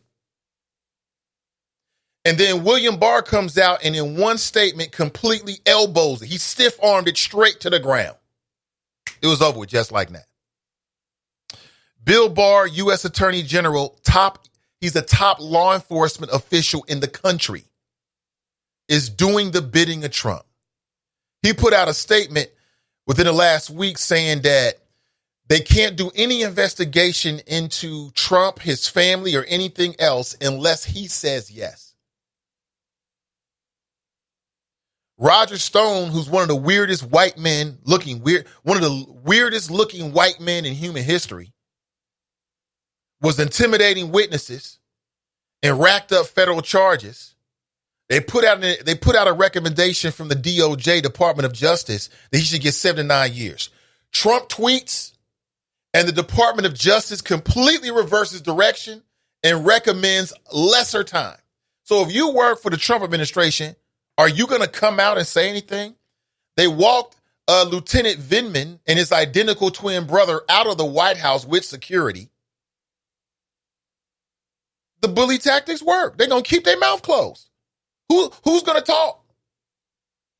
That's why who's going to say something about Trump? They want to keep their job. They want to ride it out to the next administration.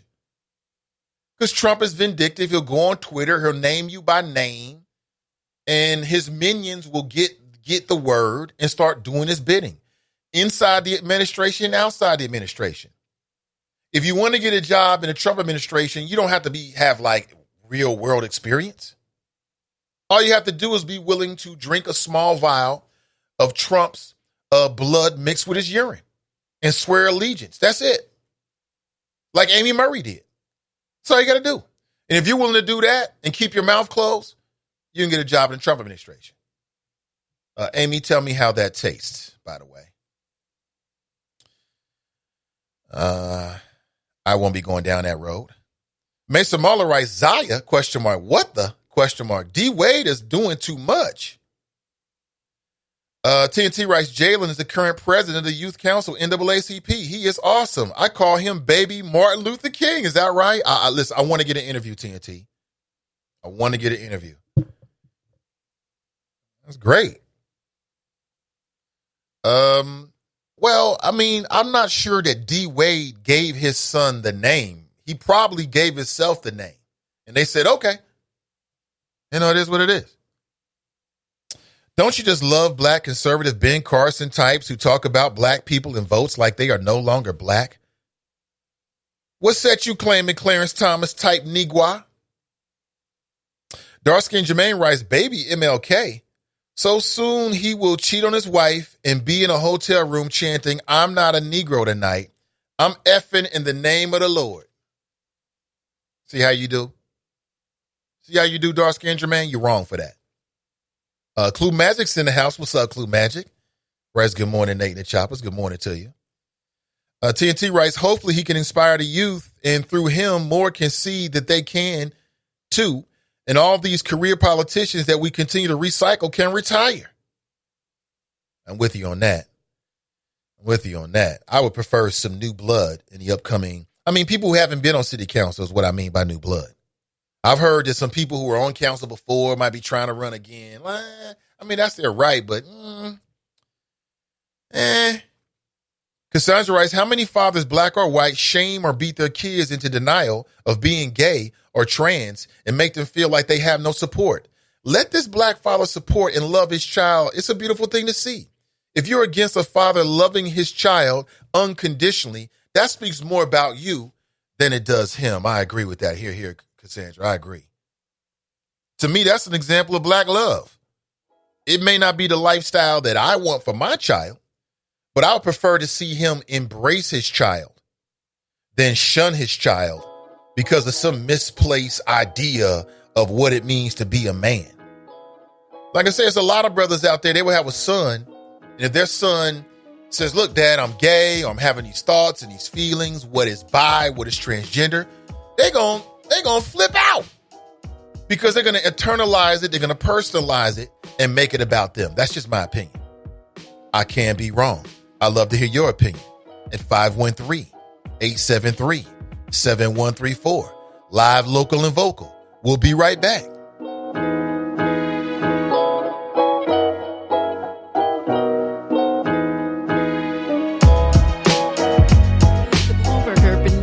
I'm Donna Wilson. It's Black History Month, and on this date in 1909, the NAACP was founded by a group of black and white citizens committed to social justice. The NAACP is the nation's largest civil rights organization.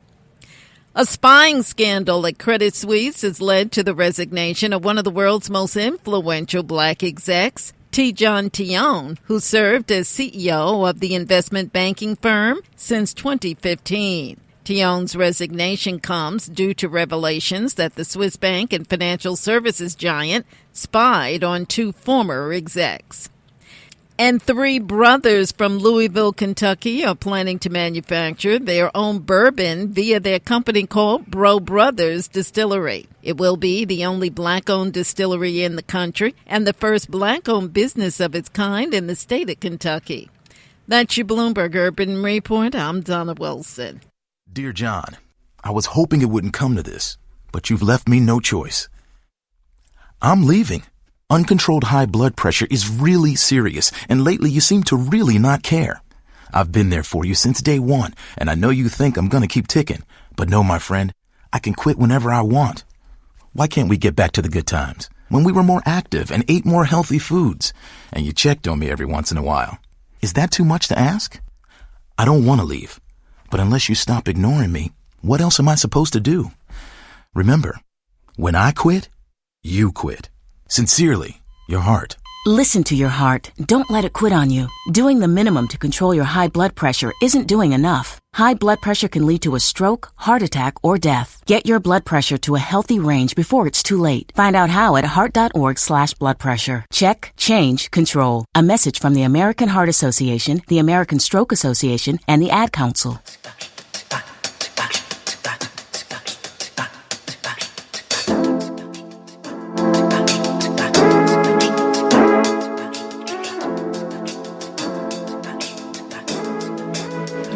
I have now become a living witness. Take care of your heart. Heart health. Matter of fact, isn't this Heart Healthy Awareness Month? I'm going to reach out to some qualified professionals to come on and talk about that this month. I think it's very, very important. Heart health, especially as you get older. I was lucky. You know, it didn't really dawn on me, and it really hasn't dawned on me, actually, that it was a close call. You know, I'm like, oh, okay, boom, I'm out the hospital, feeling cool. But it's a very serious matter. And don't take your blood pressure for granted. Moderation, some simple steps. You can be nice and healthy. And stay in the fight. Stay in the fight. Good morning, everyone. Welcome back. Nathan Ivey. This is the last honest place in Cincinnati, America.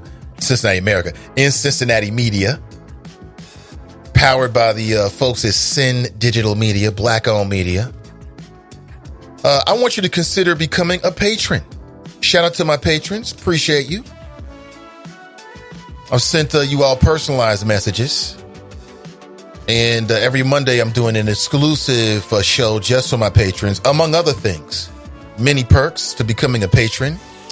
At the very top of the list says you can be involved in building black media, independent black media here in the city of Cincinnati. Patreon.com/Nathan Ivey Show. I appreciate you in advance. Thank you in advance. I mean, this morning we've talked about, to some degree, we've been talking about New Hampshire. I mean, we'll talk more about this in March as we get our chance here in Ohio. I believe that's the 17th. A lot of states in the union. It'll be Super Tuesday. That's March the 3rd, first Tuesday in March. Oh, it's election time. I love it. And here in Hamilton County, we got big decisions. Hamilton County prosecutor Hamilton County Sheriff, Hamilton County Commissioner, Hamilton County Recorder. All of these positions are open. You got state reps in various districts. And of course, you've got your Court of Common. You have a lot of court races as well. And it's my endeavor to dig in real deep and discuss it all. Again, take the information you find here, the various interviews you will hear here, and just mix it with whatever else you pick up and make a great decision about who's going to represent you. I think all these positions mean something. All right, get into the fight. It's one way you can be a part of change. It's going to be a very, very, very important next 2 to 3 years here in Ohio. You've got 2020, 2021, 2022. Dramatic changes in terms of the personalities that are going to be leading us from these elected positions. You know, join the fight. All right, good morning. Welcome to the show. Hey, good morning, Nate. Hey, what's going on? How are you, man? Hey, this is Forte. Yeah, what's good up, morning Forte? to all the choppers. Good morning. I'm getting a little feedback. Can you hear me? Yeah, I've been hearing that, man. We hear you loud and clear, so you can go right ahead. Okay. As usual, you guys are all over it, man. I'm going to start with D-Wade. And I'm going to give a real example. He lived with that kid, so he know what's going on mentally. I wouldn't want to deal with it. But as far as name changes and all of that, I would have to model for my son. He get about 18, 19 years old. He still feel that way. I couldn't co-sign off on anything like that other than trying to lead him to manhood.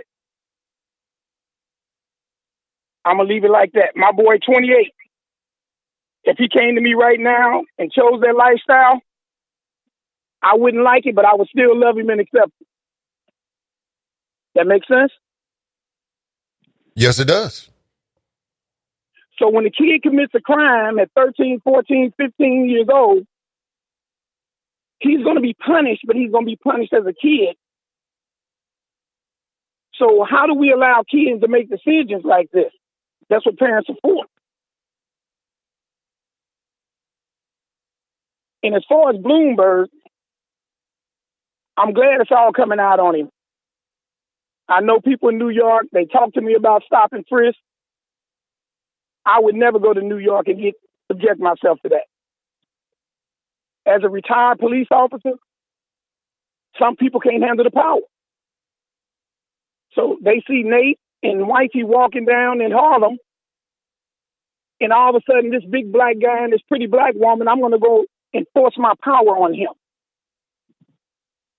So that's what they've been going through in New York for, 20 years? And then we got these tapes of this billionaire idiot making all these racial insinuated statements. The Democrats are in trouble. Everybody got baggage. So now we got to find the person with the least amount of baggage to support. So I don't know. If Bloomberg come to Cincinnati, I will personally heckle him. That's me. Stop and frisk. He got a lot. Supported it. I'm glad. He got a lot of questions that need to be answered. At the very least, that's a good way of putting it. They all got baggage. Yeah. So I don't know, brother. But on the other end, 45. I mean, there's no way I could ever support him, so it forces me to support the other party. You know, that's where we at, brother. All right, Forte, how you been, man? Hey, man, I'm hanging in there. We're doing fantastic, man. Good. That's Ride good to or hear. die. We're selling out every class. Oh, that's great to hear. We got people from all over the Midwest coming to us. So I just want to get in everybody's ear. Check our website if you want true training. Yeah, again, not to criticize anybody, but I've seen some of these groups, man, where it's like 200 people in one class. I'm like, wow, that's a heck of a lot of instructors. Well, to get that personalized instruction that I think you need. You need one, when it comes to the shooting portion, you probably need one instructor for every 6 or 7 people, and that's still, keeping safety in mind. Classroom portion, depending on how the class is set up, one person could deliver the message. So I know I love to see a picture of 200 people in the room, and I would love to go to the range with them to see them all shoot. So, listen, you brought up something about the semi-panic doing that drill at the high school or whatever school it was. Yeah, they did the active shooter drill. Yeah, and people were panicking. The reality, if you're going to do a drill, you have to emphasize numerous times it's a drill. You go into a classroom, kids are talking, they got the earbuds in. Sometimes the teachers can't hear the announcement. So, you got to say it over and over again to make sure people know it's a drill. At the same time, it's better to call and be wrong than not to call and be wrong. That makes sense? I follow. Yeah. So anyway, brother, just hang in there. Want to touch base. I'm glad you're well. I was concerned about you last week also because we wasn't hearing from you. Appreciate it. Yeah, I'm doing much better. Wonderful. Take care, and I'll see you later. Will do. That's Forte, everybody, from Ride or Die. Yeah, Forte. Let's move on here. It's the top of the hour. I want to squeeze this in. So we've been talking about the Democrat candidates and their particular baggage. And I see that Pete Buttigieg is taking some heat on Twitter because someone from his staff thought it was a good idea to make some T-shirts to underscore his message for, and I guess his intentions toward, the black community. So they made some T-shirts that read, and I'm looking at it right now, "Invest in Black America." And it's got it's a black T-shirt. Invest is green, in is light blue. Then it's a yellow-black combo with the word black and then America. And then after that, it's got like a little Pete logo, P-E-T-E. Because they want to make sure everybody knows this is from Pete Buttigieg. And people are criticizing it. People are criticizing it, saying that it's kind of hollow. Invest in Black America. And it would have been better, I guess, more well taken if he didn't put his name on it. Like, I want to take credit for this. But of course, he wants to take credit for it because it's like a campaign thing. And the T-shirt is a nod to Pete Buttigieg's Douglas Plan for Black America, named after abolitionist Frederick Douglass. Let me go to Pete Buttigieg's website right now, because apparently he's got a part on his website in which he talks about his plan for Black America. And this is all a part of it. Invest in Black America. Somebody said it was Olympic level pandering.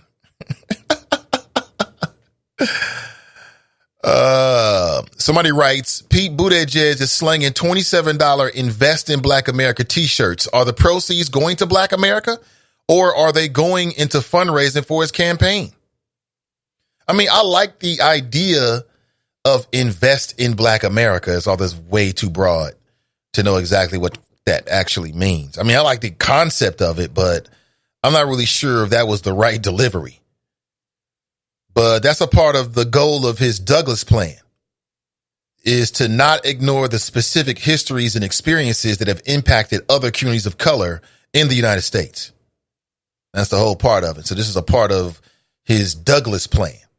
So before you ask if Pete Buttigieg has a black agenda, he does. It's called the Douglas Plan, named after Frederick Douglass. What do you think about that very, very quickly? What do you think about Pete Buttigieg and his Douglas Plan? I guess it's better to have a plan than to not have a plan. Maybe. For me, I don't like it. I don't like it. I'm seeing this during the show. It's just rubbing me the wrong way. You know, my thing is, what is, and this begs the question, if you're going to make a t-shirt that reads Invest in Black America, and it has his name on it, the fact that his name is on it, it makes it more of a campaign thing, which is exactly what it is, but it rings kind of hollow to me. But then the other part is, rather than have you invested in, did you invest in the black people in South Bend, Indiana, is what it begs the question. I don't know. I don't live in South Bend, Indiana. The brothers and sisters from South Bend, Indiana would be able to speak more of that. Because if you didn't invest in the black people in South Bend, Indiana, if by whatever metric that you use to measure these things, before and after Pete Buttigieg mayor, if black folks didn't, come up, so to speak, then is this just some BS you saying now because, you think you can get the Democrat nominee? You know what I'm saying? I mean, that's how I look at it. This could open more doors and questions than perhaps was intended. The t-shirt is a nod to Pete Buttigieg's Douglas Plan for Black America, named after, did you know about this? His Douglas Plan for Black America? The Douglas Plan. I'm on his website right now, the Douglas Plan. Now, we might like the Douglas Plan. Let's see what the Douglas Plan is. Okay, there's a video here. So there's a video here. This interests us in particular. This is about us. So let's go to Pete Buttigieg's website and listen to him talk about the Douglas Plan. I think that's fair. I'm typing it into my board here now. The Douglas Plan. Why the Douglas Plan? Of all the black folks in history, why Frederick Douglass? Is that a good choice in your opinion? I don't know. I've got to analyze that myself as well. Here it is, the Douglas Plan. And we'll listen to him. Okay? Maybe he might be A1 on point. A comprehensive investment in the empowerment of Black America. I like the idea of the empowerment of Black America. I love that idea. Let me read this little small blurb here right before you listen to Pete Buttigieg and we learn about his Douglas Plan. The decisions we make in the next 4 years will determine America's path for the next 40. And a great deal of the progress we make on everything from increasing economic freedom to confronting climate disruption will depend on whether we tackle racial inequality in our lifetime. For all of our country's forward movement, black people in America are still disproportionately excluded from systems of social protection, economic uplift, and representative democracy while facing shorter lifespans, lower educational attainment, and dramatic over-criminalization and incarceration compared to their white counterparts. Ding, ding, ding, ding, ding on all of that. But let's listen to Pete Buttigieg himself. Let's see what he's got to say here. It's about 2 minutes. Part of what motivates me to be in public service, knowing that the choices we make in government really decide how equal or unequal our society is going to be.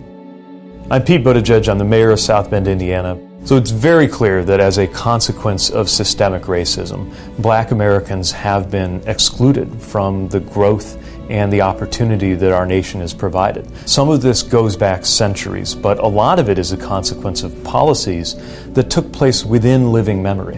And they're not going to go away on their own. We are not an equal society in health if black women are dying at 3 times the rate of white women from maternal complications.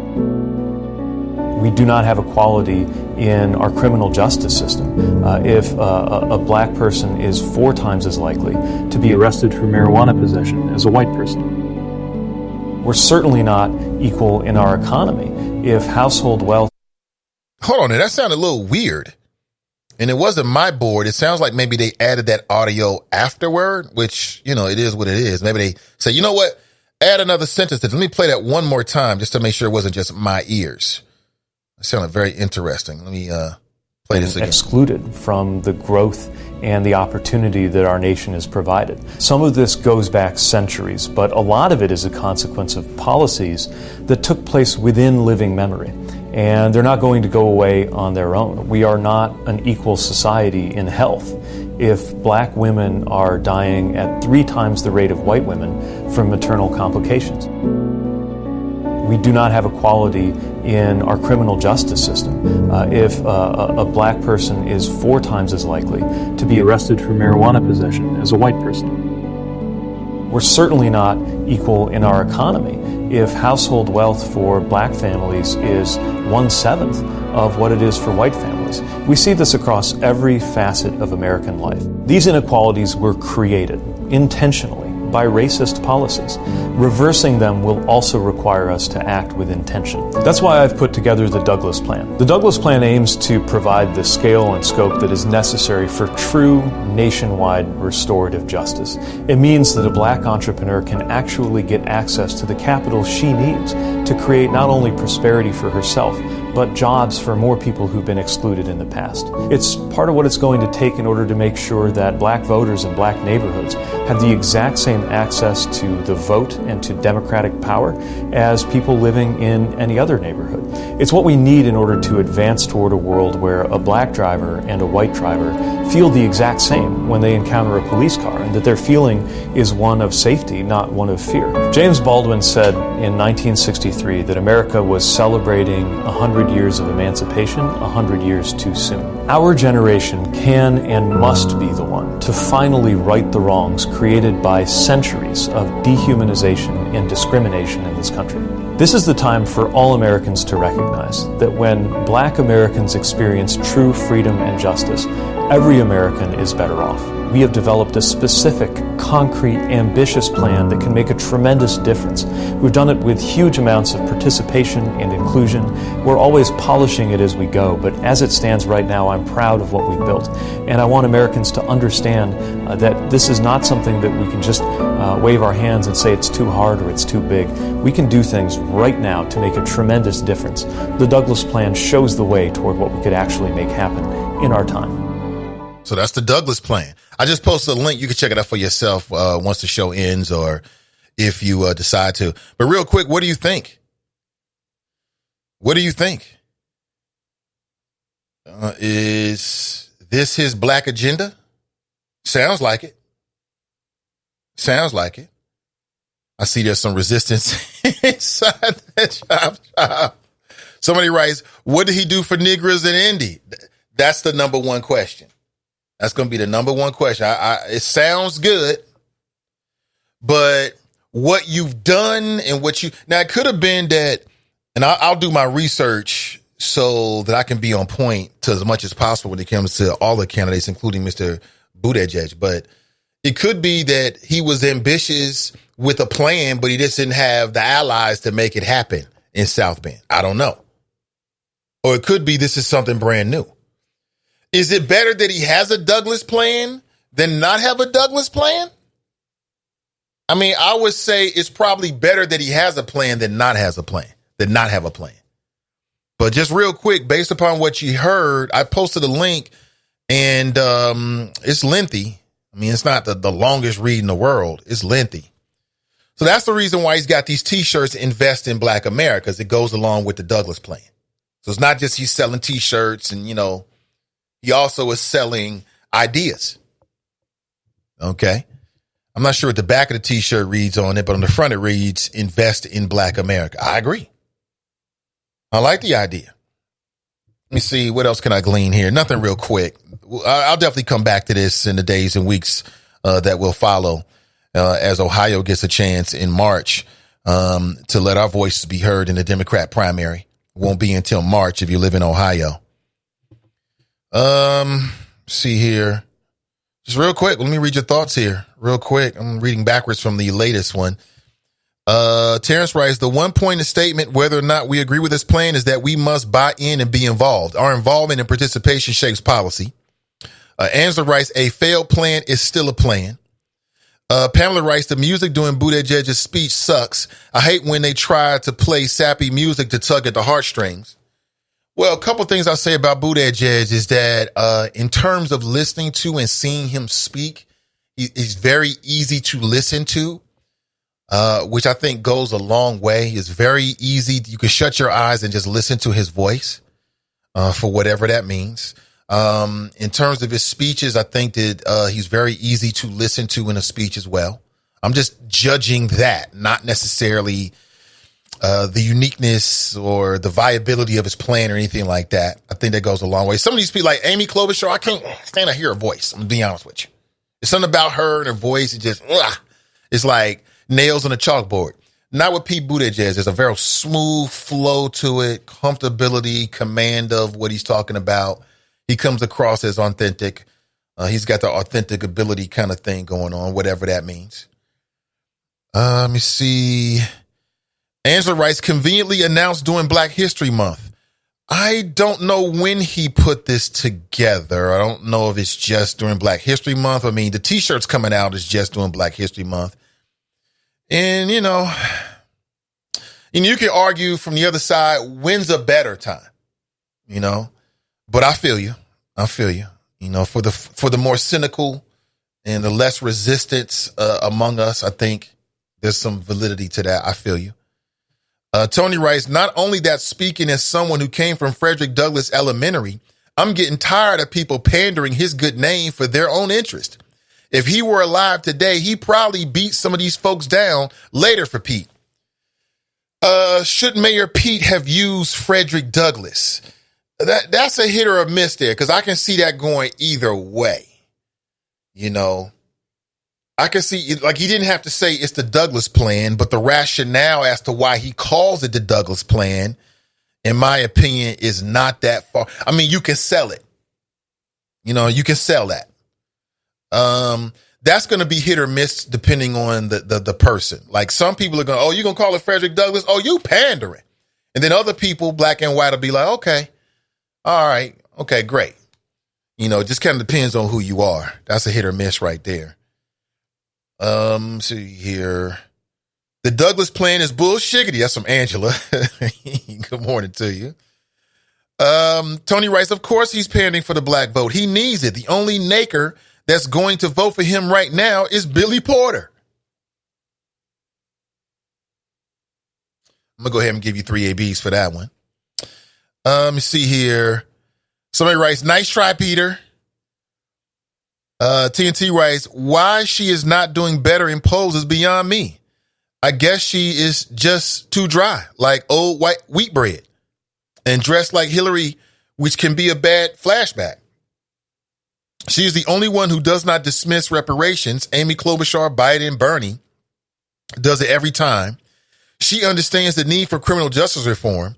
She has a flow like Bernie to keep big corporations from taking advantage of our economy and our elections. It sounds like, piecing that together, you must be talking about Elizabeth Warren. Okay, so real quick before I roll out of here, how important is it to you? Is it important? Does it matter that whoever the Democrat candidate is has a black agenda, has a plan for black America? Because it's kind of like, to me, I feel like if a candidate didn't have, like if Pete Buttigieg didn't have a plan, people would say, well, what's your plan? And then if you do have a plan, people say, oh, you're pandering.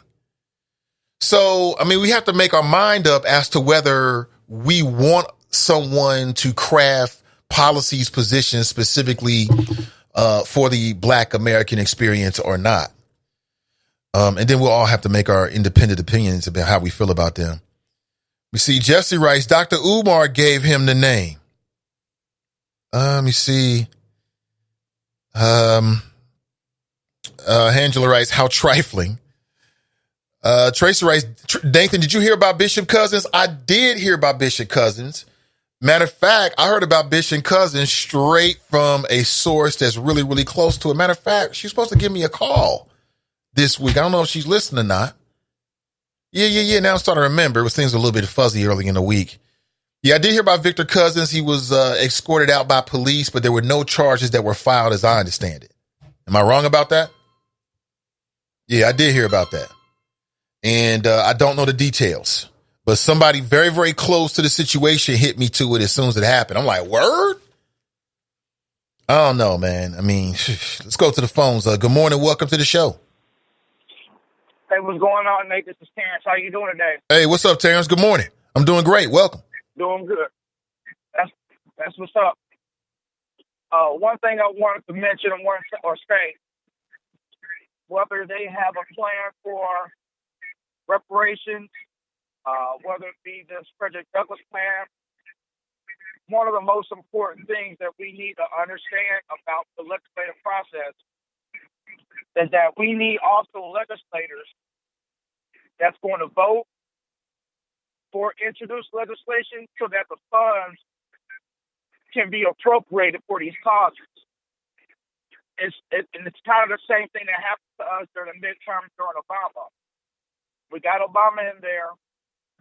We wanted for him to follow through, obviously, on some of his more promises he made. But we failed him at the ballot box. Why?